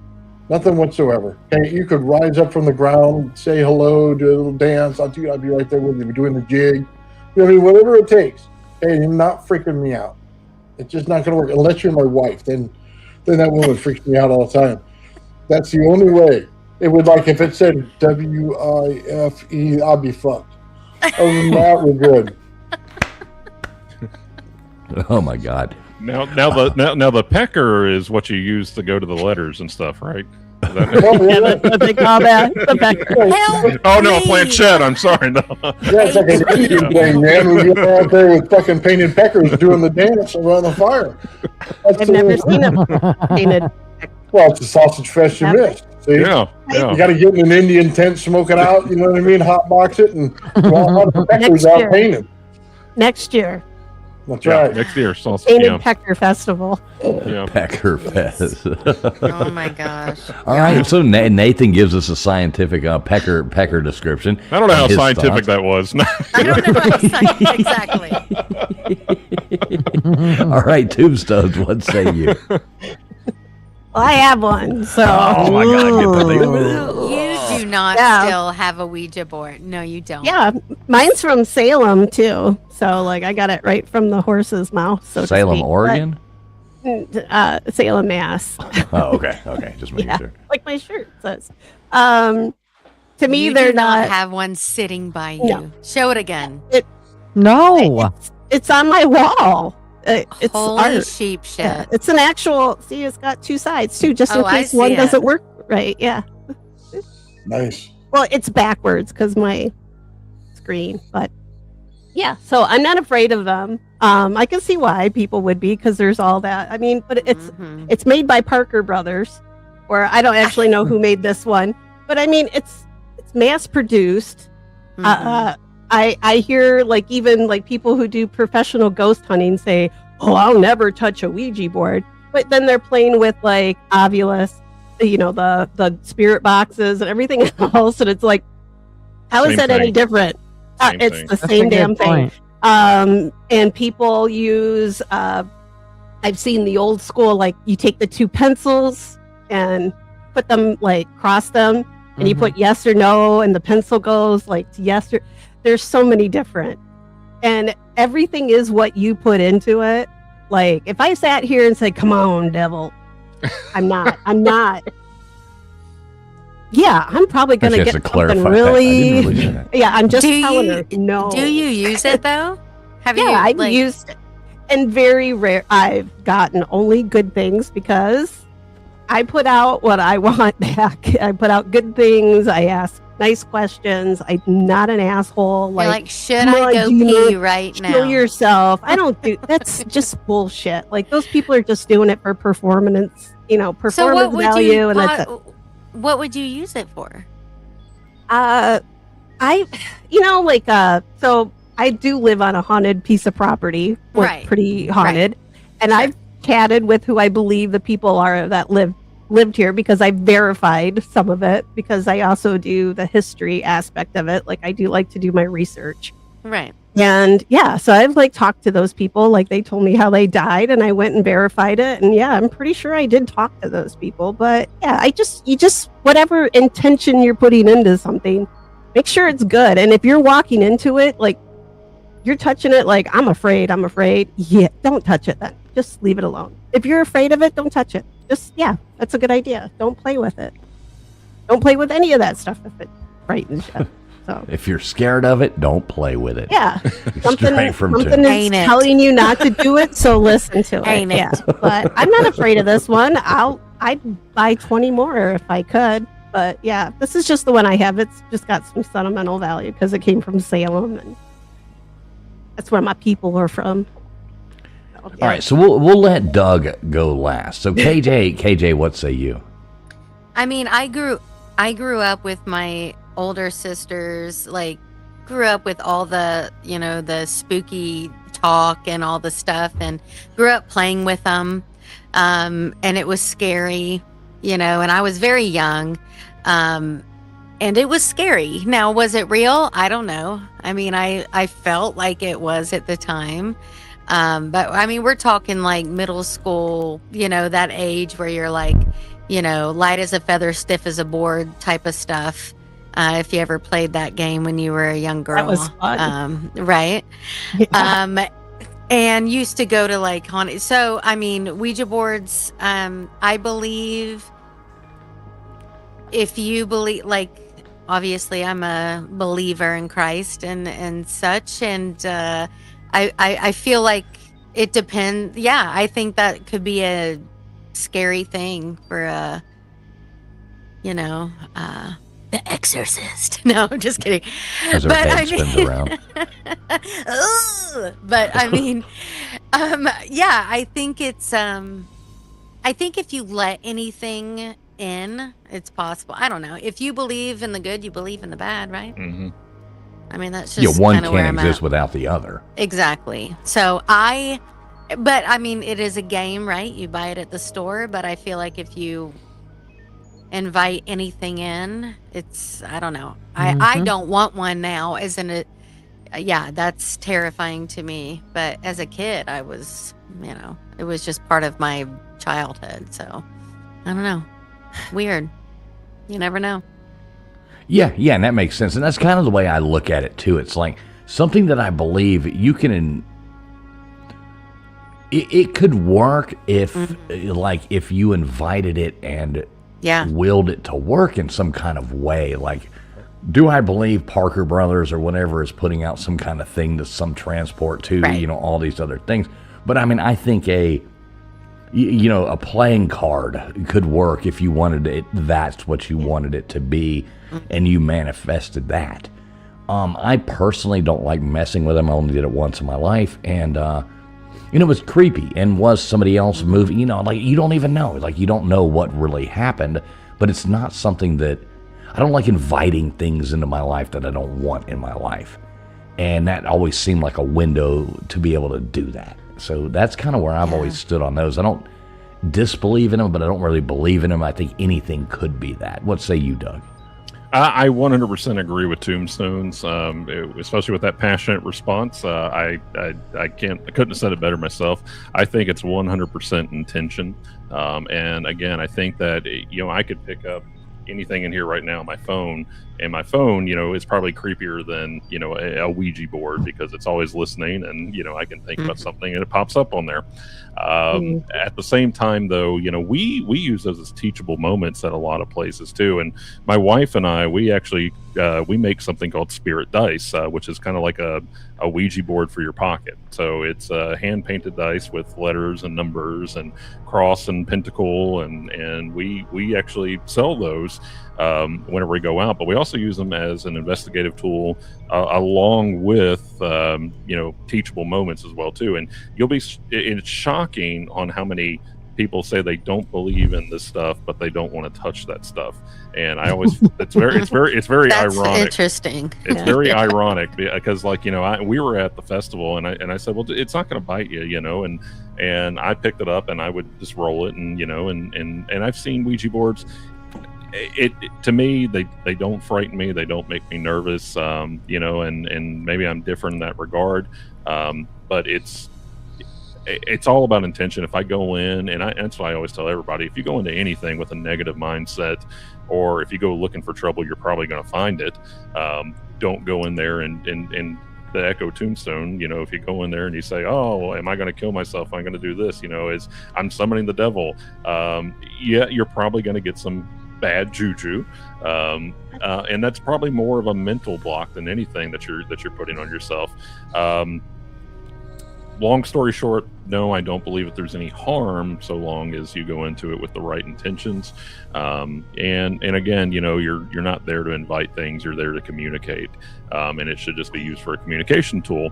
I've had some incredible things come through on Spirit Dice. I remember getting into a lot of trouble as a child. My mother did not want a Ouija board in our house, and my brother did bring one into the house. And me being a stupid 5-year-old kid, I didn't know what it was. So I'm over there with the planchette, just going all over it, and having a great time. And she was like, "Where did you get that?" My brother brought it in. It wasn't my fault, but it's but no, nothing ever came of it. Nothing ever happened. I do believe that, if you do it the right way and you put your fingers on it with a group of people, and it's meant to be kind of a parlor game by Parker Brothers. If you're all pressing on it at the same time, that planchette, you're naturally going to move. And I think subconsciously you're going to guide something to where you want it at. Now, I think that is your subconscious telling you, yeah, this is my intent to go here. And group think and group panic is a very real thing. But now, is there anything mystical to them? Yeah, probably. But again, I think that any object that you have that you want to put some kind of intention behind could be considered within that realm as well. That's all I've never thought of that. You could be leaving. Yeah. But I always do. People mess with me. With the Ouija board? Oh, yeah. I got messed with, for sure. You never got teased as a child. No, not with mean stuff. So I think exactly. I think if you have a group of kids, especially, but I've never done it as an adult. I'm just not going to do that. I got enough issues. I'm not going to go pull out my Ouija board with a bunch of people and be like, let's see what happens. That's what happens when people come to my house. They're like, hey, what's that? I got enough shit going on. You know what I mean? Let's try it. I'm the opposite, because I go to these places and people are no way. And they'll say, oh, you have that, and I'm like, yeah, you want to try it out? And they're like, no, and and it's so funny, how scared other investigators are of this kind of thing, but it's I'm like, yeah, let's try it out. I'm very much like, yeah, let's pull it out, let's see what happens. I'm all about testing catalysts and seeing what we can get. I'm like, you know what, I'm gonna play it safe. But it doesn't come from a place of disrespect. It's just saying, hey, if we're going to try to prove the existence of something, we have to test every variable. True. Yes. Yeah. If you want to prove it's right, then you got to play it. You got to. Yeah. Oh, wow. I played with these things. Every slumber party I ever had. For sure. No, when I was a kid too.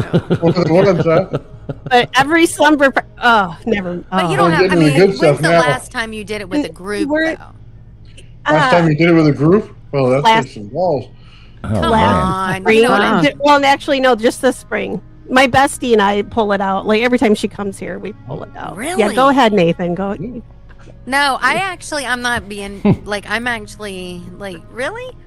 Yeah, Wow. I use it. Like I said, it's a tool, and sometimes it's just because we're just sitting here. We're like, let's just have some, like, we're just gonna ask some questions, and yeah, maybe we get something. Sometimes we'll sit there, nothing happens. Like absolutely, like nothing moves, nothing happens. And then sometimes it's like boop boop boop. It's doing a bunch of stuff. So it's just kind of. But do you like light candles and all the stuff? Because we did that. You know, it is not a dildo. Good gosh. It's like They the call it a cats that have planchette to go- these days. They call it a Put the planchette. hands on it, see which way it goes. Y'all. No, it's like a ball that's hanging somewhere, and the cat just has to Y'all. keep going by and cuffing it. I'm Oh my like God. literally trying to I have have. cat balls.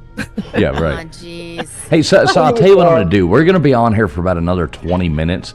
I do see some people in chat that may have a question or something to add to this. I'm going to drop the link. If anyone wants to call in, ask Doug a question, or give their own thoughts on this, you're more than welcome to. Anybody else want to drop the link, you can. We try to keep these to 2 hours, but yes, we got about another 20 minutes before we're going to wrap it up. But if anybody wants to call in, give their thoughts, here is the link. Here, I'll put it in. Join. Doug, I do want to say, like, Sure. I love that you're not just like, this is the way it is. This is what I'm, like you actually are logical about everything. I just love that. And I love that it's very cool to hear Thank you talk yeah, about it. yeah. We we don't go in there. There's a lot of Yeah. there's a lot of paranormal drama out there. Sure. A lot of it, and it's Because emotions, right? well, Feelings, emotions. emotions, but you also have, you have your staunch believers, and it's so funny how they can be, they can believe everything, but they won't believe anything. Then you have the skeptic, and then you have the skeptics that just, they just want to be mean. And then, I'd like to think that we're kind of that in betweener. Yeah, we're probably going to go in there and test everything to make sure that nothing's going on. But at the same time, though, we test everything to make sure nothing's going on. So when something does happen, we can say, okay, that did happen. It for sure happened. Now, whether it's paranormal, what we look for are just, repeat objects. So like if something can repeat itself, and I always tell people all the time is don't go in there and throw down a dozen cat balls, 3 EMF detectors, your Christmas lights, don't throw out your spirit box and your cell phone, because it's all going to go off. And I do piss off a lot of people whenever I say things like that, but just use one at a time. Just use one at a time and see if you can repeat that. And if you can repeat it, then, you may have something going on. If not, then, it's, we recently did an investigation, and we walked in, and the individual was like, oh my gosh, my EMF is going like crazy. Like, look at the spike. And we were dealing with like very old light fixtures. And I was, and I'm a very touchy guy. So I said, well, let me see your hand. And I just raised it up and went to that light, and I said, that's for your EMF. It's not a ghost. It's it's really bad electrical. You got one of Nathan. Yeah, You got one of Nathan's Yeah. testicles going in the back. Big shout out, Little Miss Red Velvet, gifting out a Traveling Fools membership. Thank you so much, Little Miss Red Velvet. I can't see who got that, but yeah, much appreciated. You are absolutely man. awesome. And we do have our first caller coming up. Let's see, we got well, hang on, I lost her. I brought her up. I think it was Mean Green. Mean Green, come back up and tell us what you thought. I just brought you up. But we do have another one coming in here. We got Gypsy coming up to ask us some questions. Gypsy, what's going on? How you doing, Gypsy? Where's my sandwich at, lady? I'm sorry, guys. I've been really, really busy lately with a lot of stuff, so I haven't been able to dip in on Fridays. Sorry. Well, no, we've missed you. I've been waiting on my sandwich forever. So what do you got for Doug here? What you got to say? And thanks again, Little Miss Red Velvet. You are awesome. Mean Green, come back up. I already did. It's the second time you left. You got to come back up. Tell us what you think. What you got, Gypsy? Well, I think you guys have figured out by now that I'm actually a practicing priestess and ordained minister. So you guys are hitting my subjects pretty well, pretty hard. So if there's anything you need to ask, you can ask me. I'm living the life. I'm doing what you guys talk about, like pretty much with my daily life. I hit my pendulum quite frequently whenever I have questions. Okay, wait. What I'm going to from do the here, I'm going guys. to bring like I said, we only got about 15 minutes left. We're going to run the show. I'm going to bring Mean Green back up here too. The layout only puts so many of us up here. Let me do this real quick. Hang on, y'all. I want to get KJ back up here as well. So what I'm going to do, y'all hold tight for 2 seconds. Mean Green, boom, boom. Let me put KJ back up there. Boom, boom. All right, everybody's up there. Yeah, we just always kind of protect our background. We know who you guys are, but it's just the layout I got going on right now. Heck So yeah, we get us got all in Gypsy here. and we have Mean Green up in here as well. Yeah, I mean, it's like you guys are talking about a Ouija board. I actually own one that I also bought from, I guess, Parker Brothers a few years ago, just because it happened to be there, and I thought it would be cool to add to the collection. It's made of cardboard. It folds in half. I've never used it. Big shout out, Little Miss Red KJ, Velvet, we're gifting out hearing some traveling feedback Eagles from you there. membership. Thank you so much, Little Miss Red Velvet. KJ? I can't see who got that. There we go. I muted you, KJ, because you were feeding back there. I was hearing you twice. Maybe you need to leave and come back. Mean Green, how you doing tonight? What you got for us?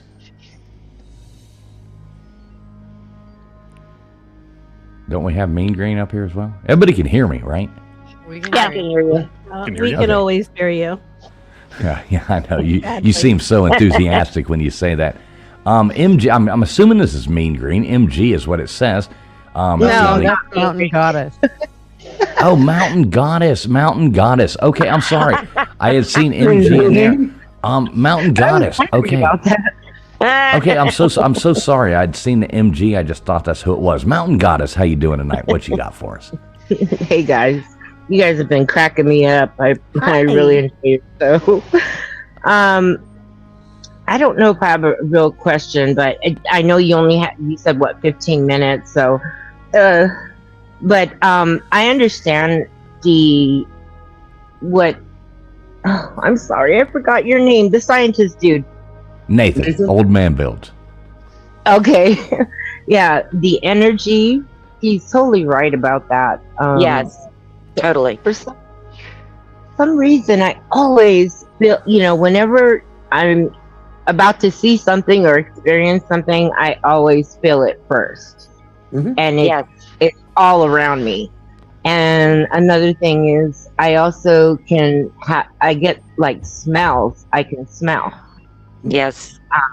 And it's really bizarre.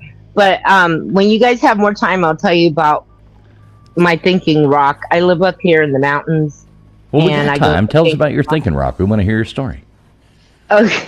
Yeah, you tried to All come right, up so- the other night. And I hope normally we just bring one person up at a time. We're kind of on time here, so I got two of you up. But normally, we usually just bring one person so they have their moment to talk. You know what I mean? But we want to hear about. We want to hear about your. We want to hear about it. Tell us your story. Okay, so I live up in the mountains. We're about 7,000 feet up, and I'm in Southern I California. can't hear anything, so I'm gonna get off again. Can you hear me? Can everybody else hear me? Yeah, we I can can hear hear you. you, Mountain. Oh, okay. So there's a place I go up even higher. I take my Jeep up, and it's a dirt road with a bunch of rocks. And I go up, it's like I said, about 1,000 feet up, and there's what I call my thinking rock. It's a giant boulder that sticks out. I know you seem so enthusiastic when you say that. I don't know if you guys can hear me or not. I hear a bunch of people. There's a little Yep. back. Oh, Keep okay. going there. You're good. I got it taking control of. Go. So I go up there when I need to clear my mind. It's a giant boulder, basically the size of a Volkswagen, and it sticks out from the mountain. And so if you were sitting at the edge of it, your feet would hang off. And I have incredible view of the lake and everything. So I go up there, and that's where I clear my mind and I think. And I've been doing it from the time I moved up here. I had a weird experience there about 5 years ago. It hasn't really happened, but there's been previews of it wanting to. I was sitting there. It was almost dusk, and I kept hearing sort of like voices. They were like just all these different, but they were all around me, and I couldn't make anything out. But then I started smacking my neck because I thought maybe mosquitoes or something was on me, and it was I don't know what they were, but they were real tiny, about as big as a mosquito, and they lit up one at a time, and it was like maybe 4 or 5 of them, and then one in the middle just lit up, and I couldn't really make out the shape, but they flew like it was almost in a not a bubble, but like a fog, like foggy, and it was they were like wanting to say something, and I couldn't make it out. And so I just kind of stood there like, okay, what do I do? And if I made one false move, especially when it gets really dark, I can fly off that. But I wanted to touch one really bad, but they were kind of at the edge of the rock. So I just said, no, I'm not going to do that. But I kept feeling. And then there's a tree next to me, a pine tree, a big one.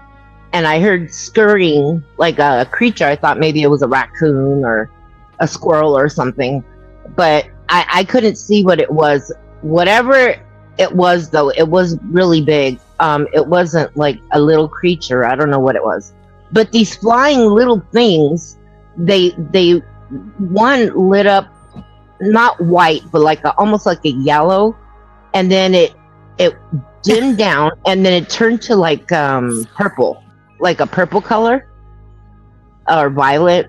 And I was just looking at it. I didn't want to take my eyes off of it, but I had to back up off the rock to get back in my car. I left my phone in my car because I don't want any distractions from when I'm trying to clear my brain.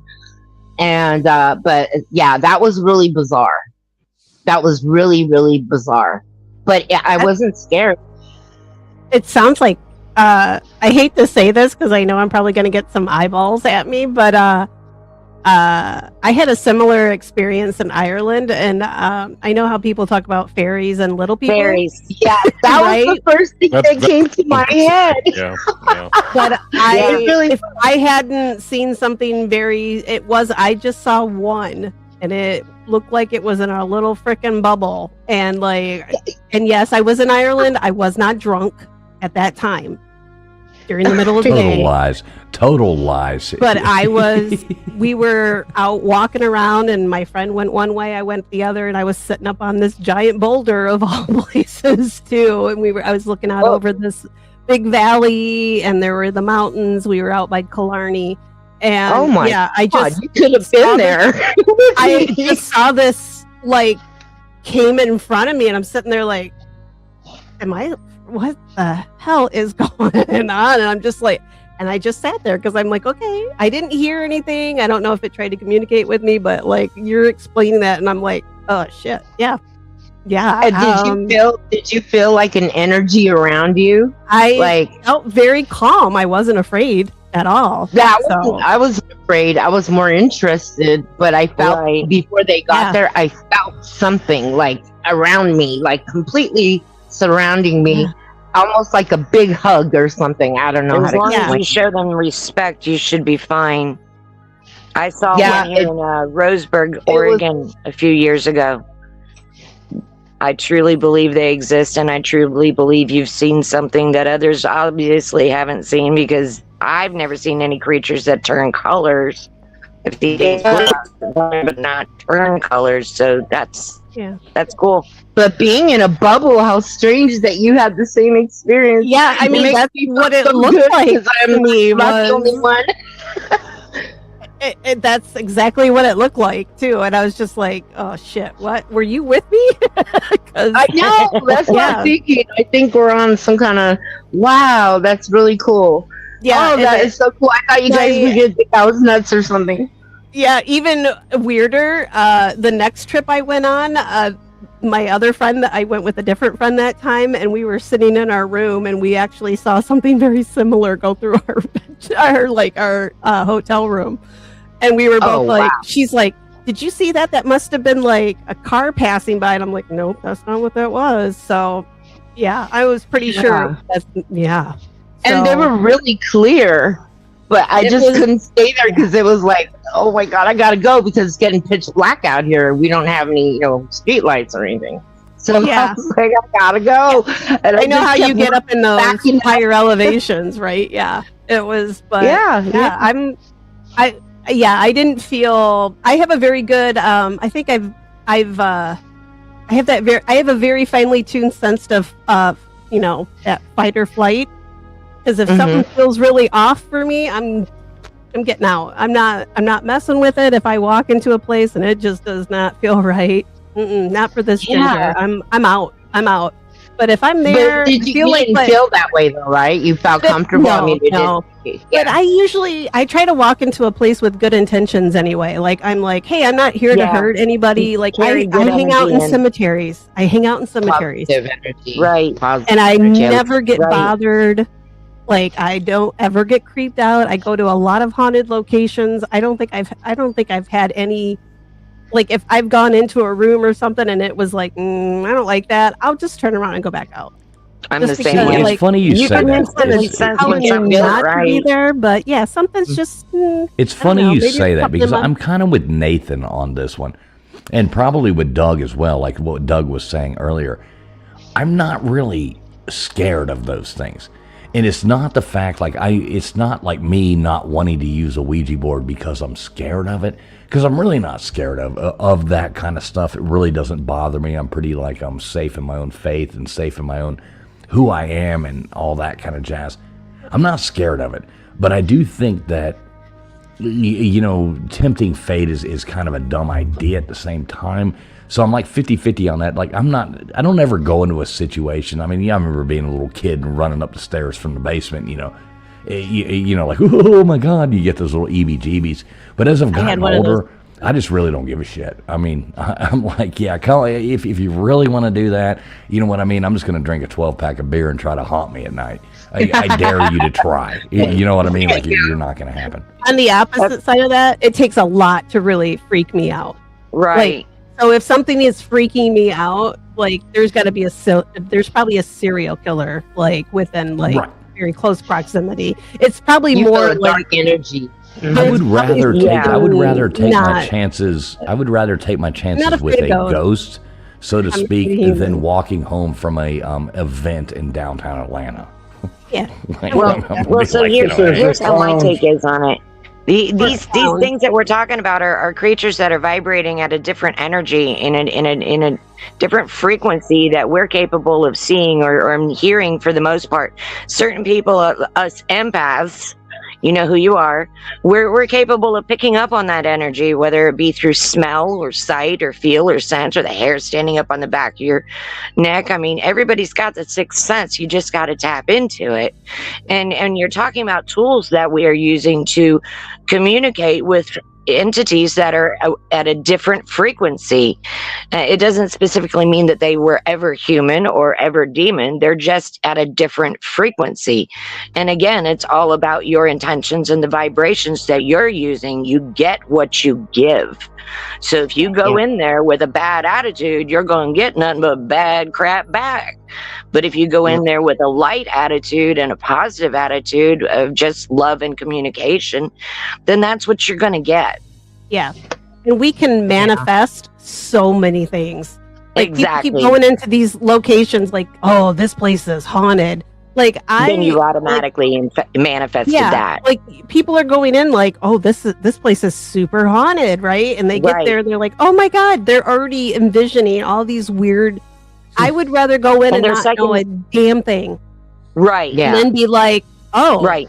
did you feel that? Or, was that Right. just me or something? And if somebody else has the same experience, okay, well, let's document this and let's talk about it. But because they set their energy before they even walked in the door. yeah, you're already like hyped up and expecting it and you're putting that out there. Right. Or maybe Exactly. you're putting it out there and then you're attracting it back. Like maybe there's something just kind of randomly waiting for somebody to be like, talk to me. Because there So, are yeah. entities out there that will feed on your fear. So you Yeah. don't want to deliberately just give it to them before you even walked in the door, because they've already figured it out. The minute you walk in the door, they can smell that fear. So they're going to play on it for sure. Yeah, So- I have horses. I know how that is. They'll play on your fear all day, every day. Like I walk out in the pasture, if somebody's with me that they know, they'll like act like a bunch of freaking raging idiots out there. Like, "Ooh, look at us!" And they're I mean, it's Yes. the same There as you go. spirits. Horses. Well, and see, that's spirits. another thing that we as humans are stupid about is animals are way more sensitive to these things than we are, because again, they're experiencing life on a different frequency. And we just don't Animals, tap into children, it. So like cats, animals, cats children. can tell you So- immediately someone- there's hang on, something in a Jesse. room with you. It's somewhat of the innocence. I think you go with that, like animals, and that's an innocent, creature. It doesn't have the same mindset of grown adult. Children are the same way, so I think they would be more susceptible to those Yes. kinds of things. I have a mountain lion, and she's like really, really sensitive to a lot of things. I mean, her ears perk up, and I already know where to look. She's like my guard dog. And the difference, see, now here's the thing I would like to know, if anybody did any research on it, is the difference between the pineal gland in animals and humans, because we know that with children, their pineal gland has not been calcified yet. So we believe that they're capable of seeing these creatures that we normally can't. I mean, children can talk to ghosts. I did. For some reason, though, I can still talk to ghosts. Yeah. So, but they say that as we age and reach maturity, our pineal gland calcifies, and it becomes more difficult for us to reach heightened awareness. But animals don't live as long as most animals. Yeah, most animals don't live as long as we do. So I'm sure they don't. I'm a vet tech, and I don't know. I'll look into that. That would be interesting to find out the data on that. I'm curious now too, but I mean, they don't, like, cats are probably longer lived than most dogs. I mean, I had a cat live to be 20, and my oldest dog lived to be about 17. So, I mean, that's not very long, really, when you're considering children versus adults, right? Like, as humans, 75 to 85 ish, right? Right. Lucky. So that is interesting. I just think they're more grounded because they're stuck to the ground. Like, even little kids run around outside barefoot and right. I did when I was a kid. Yeah. Right. And when I want to get back in touch, when I'm feeling like all stressed out and stuff has got me messed up in the world, I go out and I'm like, I just bury my face into my horses, or my dog or my cats, like they keep you grounded too. And I think that's another sign too, like if you're kind of and if you want to touch on that, Native Americans wore moccasins, which were leather bottomed, so they were still connected to the planet. But we started wearing rubber bottomed shoes, and we lost our connection. You're right. You're right. My tribe is the same. We've been wearing those shoes for some. And everything had to be sort of in a natural state. Yes. Well, we broke all those rules when we wanted progress. Y'all back off your ET talk in the chat. I love back ET. off the ET. So we do have to wrap this up here in one moment. We try to keep these to 2 hours, especially like for our guests and stuff like that. Gypsy, you got any questions you would like to ask Doug or anything like that before you go? Yes, Jed, just like to invite you over to subscribe to our channel. We're young, just getting going, and I put videos out as often as I can because my phone likes to shut itself off in the middle of videos and then turn itself back on. It's kind of possessed. Maybe it is. But yeah, I'm up to 118 subscribers, so you guys please join. Please join. Please. Well, Gypsy, feel free to drop your link in the chat there before we get out of here. Feel free to do that. Gypsy's got a good channel over there. She's got a good store. She makes a lot of arts and crafts and stuff like that. Awesome. Obviously, she can't make a sandwich because I've been looking for one for forever. The damn thing's probably spoiled now. I don't know. Wonder Bread doesn't mold. You notice we still, on every thumbnail, we still have that sandwich in there. I know. I'm still I keep waiting looking on for it.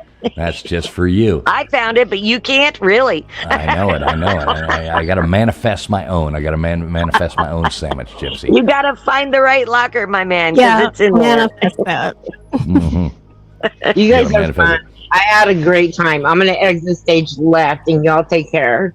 Hey, thanks so much for coming up, and feel free. Yeah, I'm going we to cut drop out the of link. here too, and I'll drop my info to the chat if you guys will, because the only one I get into is gutters. There you go. You got it. So if you Drop guys it in would there. put it in your chats, I would really appreciate it. I'll Drop check it it in out. there. Take care, guys. Bye. All right. Hey, Thank thanks you, so much for everybody. coming up, both of you. That is absolutely awesome. It's nice meeting Thanks so you. much. There we go. And it was good hearing from all those good people. So yeah, that was interesting. Doug, what's your take on that? It was such a lively conversation. I chose not to interrupt, but I will Right. say I know it was hard not to, right? I will say though the ferry thing I found very interesting. We actually had somebody reach out to us in LJ, Georgia. That it was one of those cases we never got to go to, but she swore up and down that she had ferries visiting her out in LJ, Georgia, and they were bioluminescent. And she also said that she knew of a dragon within that area. So in LJ, Georgia, you never know. There was Hogzilla out there, which turned out to be real. You ever go to the Bigfoot Museum there in LA? I did. Yeah, I've been there twice. Yeah, I know that guy. I know Dave. Yeah. Back Oh, around. yeah. All right, I want to go. Yeah, it's I'm an there. awesome. It really is an awesome time there. But it's funny because we went there and my wife ended up leaving with Mothman memorabilia. As Oh, I compared to thought Bigfoot. you were about to say she left with Mothman. She probably would. She probably would. But You better back off. I've got. But no, it's the ferry thing. It's so interesting because whenever we moved back to Northeast Tennessee, we actually went to a witch's herbology class, and she swore up and down that she could speak to fairies. And again, it's one of those things we always end up talking to people about Bigfoot and talking to people about fairies, and we never get to go out on those and actually look at them. So we're going to try to make it a point in that, and also duendes. We really want to go look into duendes too. We get Well, a there you lot go. of fairy stores in California. I got a place near Killarney that next time I go, we'll have a field trip. Wrong kind. Wait, what? So Oh, here's the no, deal. Nathan was saying. So I've been dropping Doug's link there, the Wendibros, in the chat. I just did it again. I know Nightbot's been doing it as well. If y'all aren't subbed to our good friend here at Doug over there, they do a lot of good work and stuff like that. Make sure you get over there and check them out. Give them a subs up. I noticed you broke 500 subs, so you've made it to that point. Nice, very good. Yeah, Congrats actually, on that. it's kind of crazy. We released the saucers and Case File Abyss, and now we're I think we're inching closer to 600. So it's it's pretty exciting times. Mm-hmm. Well, it's always a blast to have you on, man. I mean, likewise, anytime you ever want to come hang out with us, you got my number. You can call me anytime. And we got to set something up. We got to meet in real life, hang out at one of these things, 100%. and make this happen. 100%. Yeah. And you said you got a guy you want to bring on here to talk about something else too. What is that about? Yeah, that would be Rick Bunn, the caretaker of the Ura Shrine. So he's been on Scare Network and also Stream Beacon TV. He was probably the biggest episode for Paranormal Mysteries, where they did an investigation into the Ura Shrine. He's also been featured in our investigation of it. We've become really good friends. I enjoyed it. It's never a dull moment to meet with Rick and talk to him.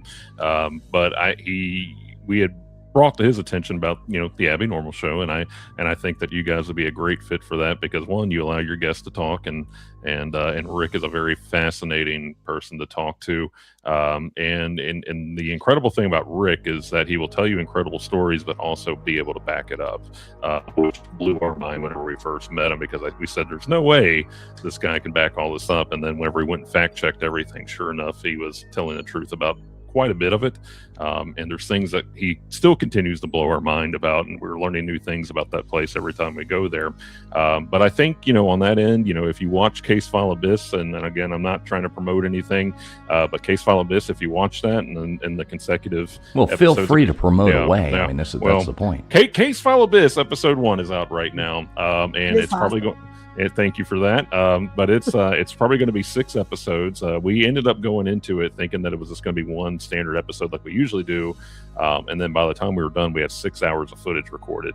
It even involves me doing a solo dive into an abandoned cave to go give my portion of it, which actually turned out to be the cave that I went into used to be an old munitions storage house during the Civil War. And so a lot of it's collapsed now, but I went in there being stupid by myself, and we talk about things that unsettle me. It was a little bit unnerving in there by myself. But on that end though, I think Rick's going to come in. He's going to talk to you a lot about some very interesting things, and one of the things that he's really talking into is Onis and Oni attachment and dark Shintoism. So I think that he would be a fantastic guest for this show. Yeah, let's set that up and make it happen. Absolutely. I mean, let's make it happen in the next month or so. And whenever he's available, give me a week's heads up. We try to get guests, line them up and stuff like that. So give us a week heads up when you want to do that, and we'll make it happen. Yeah, absolutely. I'll get a hold of Rick, and then you'll probably catch us live from the Euro Shrine. So, yeah, that would be absolutely awesome. Anything else you want to tell the people, anything like that? Shout out your own stuff. Tell everybody where to find you. Different things like that. Well, yeah. First of all, I'll just say thank you to you guys for having me on. You all become really good friends of mine. I always enjoy coming on and talking to you guys. I think we share a lot of laughs, and it's always good to go into a paranormal show where it's not so serious and not so dead on air, right? Not stuffy. But yeah, and thank you to everybody. And thank you to everybody that tuned in. I really appreciate all the comments and everything. It's always fun to talk to you guys too. Just to recap, we have the West Kentucky Paranormal Expo. So if you're going to be in West Kentucky near Mayfield, catch us out over there where we'll be giving our presentation along with having a free interactive booth where you can look at case files, watch episodes, and listen to evidence and play around with spirit dice and play with spirit boxes as well too. So we bring the whole thing out there. Screamiverse Expo 3 announced for next year. We're still in the process of the Appalachian Witchcraft documentary, and then we're discussing getting back into our roots and going back to the podcast life for a little bit, and doing probably 4 investigations each, or doing 1 investigation each quarter, and then really we have so many case files that we've never really released, and Rick always says that we do it the old-fashioned way, because I get on my computer, type it up, and then I'll just store it away in a file. So we're actually going to try to bring a lot of those to light that have not seen the light of day. You can catch me at the Wendibros. We are the Wendibros on every social, so whether it's TikTok, Instagram, Threads, X, Facebook, we're the Wendibros at everywhere. So we are the thing that pops up whenever you Google us. So nice. So you do a lot more on TikTok and stuff like that. I mean, is that so? YouTube's more of a newer thing for you. It's more focused on TikTok and stuff. Or how would you think? Well, TikTok is where we probably gain most of our audience from. Right. And again, it's just one of those things. People just don't really have, and I hate to say it, they just don't have much of an attention span these days. So you kind of have to hook them and then lead them on to other things. To be honest with you, our Facebook has actually been blowing up a lot more here lately, more than anything. And you got the boomers. Yeah, you're probably right. But it's reeled in. You're reeled in. But and YouTube, to me, YouTube has always been our bread and butter. So even though our YouTube has never been as big for us, we've done YouTube from the beginning. YouTube and Spotify, we've kind of leaned off a little bit, but YouTube has always been our bread and butter, just because it's where we can actually get out the whole story and actually share, the true vision that we put behind our work. It's one thing to watch a short reel or a TikTok. It's another thing to actually go to our channel and actually watch, in length. And we have episodes that are over 2 hours. So, and we try to condense those as much as we can, but we're very thorough. So if you're wanting to watch something and wanting to kill a day, tune into the Wendibros. I think we have, around 100 hours of content. So you can definitely watch all that, and if you're bored on a Sunday. There you go. Yeah, if you guys aren't subbed over there to the Wendibros, I know Nightbot has been dropping it. I will drop it one more time right here into the chat. If you're not subbed up over there, Tombs, if you could, Gutters, you, Old Man, anybody out there doing that. Yeah, just throw that out there. So Tombs, what do you got coming up for us this week? Are you finally going to get to the challenge of, cleaning how many, stones you can? Yeah, I started yesterday. Well, Thursday, because I don't know what day it is now. I think it's Saturday, technically. I got rained out today because even though I'll clean in the rain, I'm not going to put my instruments through that. I already got a crappy laptop. I don't need a crappy tablet, too. So hopefully, paws crossed, it's not going to rain today, Saturday. So I'll be back at it. I got 4 cleaned yesterday on my Tombstone Challenge for Civil War veterans, and I had 3 cleaned. I cheated a little bit. I got 3 done the day before. So what time are you doing that tomorrow so people can know? And tell everybody where to find you at. I know Nightbot has been doing it. 6:30 p.m. Eastern, and I may go a little bit early, or maybe 6 p.m. instead, since it's a Saturday. But Tombstones, dead air time, all together. Yeah. And there you go. She does a lot of cool work. I like the fact she goes out there, she looks up these people, finds out who they are, they're forgotten people. She goes and cleans up their tombstones, gives you like their lineage and stuff like that. A lot of times goes back and finds these people. It is really cool stuff. So, she brings back the forgotten and, lets everybody know who they are and cleans them up a little bit, makes them feel good about themselves. That's a good thing. Does something good for the everyone people needs of our a good past. bath. Right. So there you go. Tombstones, dead air time. Nathan, you got anything cool coming up for us, brother? No, I'm getting ready for Tesla tickets in 2 weeks, so I'll be focusing on that for the next 2 weeks. Giving basically an awesome rendition of what I think how everything works in the world. So it's going to be pretty cool, man. 2 weeks time on the 12th of next month, I'll be there presenting live at about 4:00 in the afternoon. All right, there you go. And you can find Nathan over there on pretty much any platform. Go over there and type in Old Man Builds. Old Man Builds. You can find him over there. He's always shocking himself, doing all kinds of crazy stuff. It is always good to watch. Sometimes, you even get to see him in rare form jumping around. So definitely get over there and check out Nathan over there at Old Man Builds. Gutters Pub, you got anything cool coming up for us? Not this next week. I have company coming, so... But, it'll eventually kick back into Tuesdays. We just don't know when that's going to be. All right. Well, Gutters always got something up her sleeve. Go over there, Gutters Pub. I think it is the only Gutters Pub that you will find on YouTube. So go over there and check her out as well. All you fine people who have come in here tonight and hanging out with us on a Friday night, thank you so much. Thank you so much. It has been an absolute joy to hang out with each and every one of you. Pretty cool. Doug, any last words for us, brother? Oh, wait, I got to bring up an outro. So go on ahead, tell us something. Stay spooky. Stay spooky. Well, I was hoping it was going to be longer. or like Jimothy. Stay trashy. You hear stay Nick. haunted. I found Jimothy right here. I love you, Jimothy. You're my boy. Oh, no. Not Jimothy. Not Jimothy. Everybody, too, make sure we are going to do, it might be tonight. You never know when it's going to be. But we do some members only, like Trollcast, play Oregon Trail, do some stuff like that in the background every now and then. It's pretty fun. I made a pretty good prank phone call last night. I think Tombstones really enjoyed that one. Was it good, Tombs? Was it good? Oh, my God, this shady lady. Yeah, we called it the Shady Lady in Kansas. That was not pretty. My nickname. That was hilarious. That was pretty fun. So yeah, everybody out there, tell us goodbye in the chat. Doug, as always, thanks so much for coming up. You are an awesome guest. So much we got to meet up. Absolutely. Yeah. And bring that other guy on. Let's make that happen. You got my number. Just anytime, get up with me. To all you people who've tuned in, please, if you didn't hit the thumbs up on the way in, no matter where you're watching, hit it on the way out if you don't mind. That does help everybody out. So I got to figure out how to do this. What is this right here? Yeah, here we go. So thanks a lot, everybody. Look, I did something right. Tell us goodbye in the chat. Thanks a lot, everybody, for coming in. It has been an absolute pleasure. God bless each and every one of you. I hope your weekend is full of joy. Thanks for tuning in. Have a great night.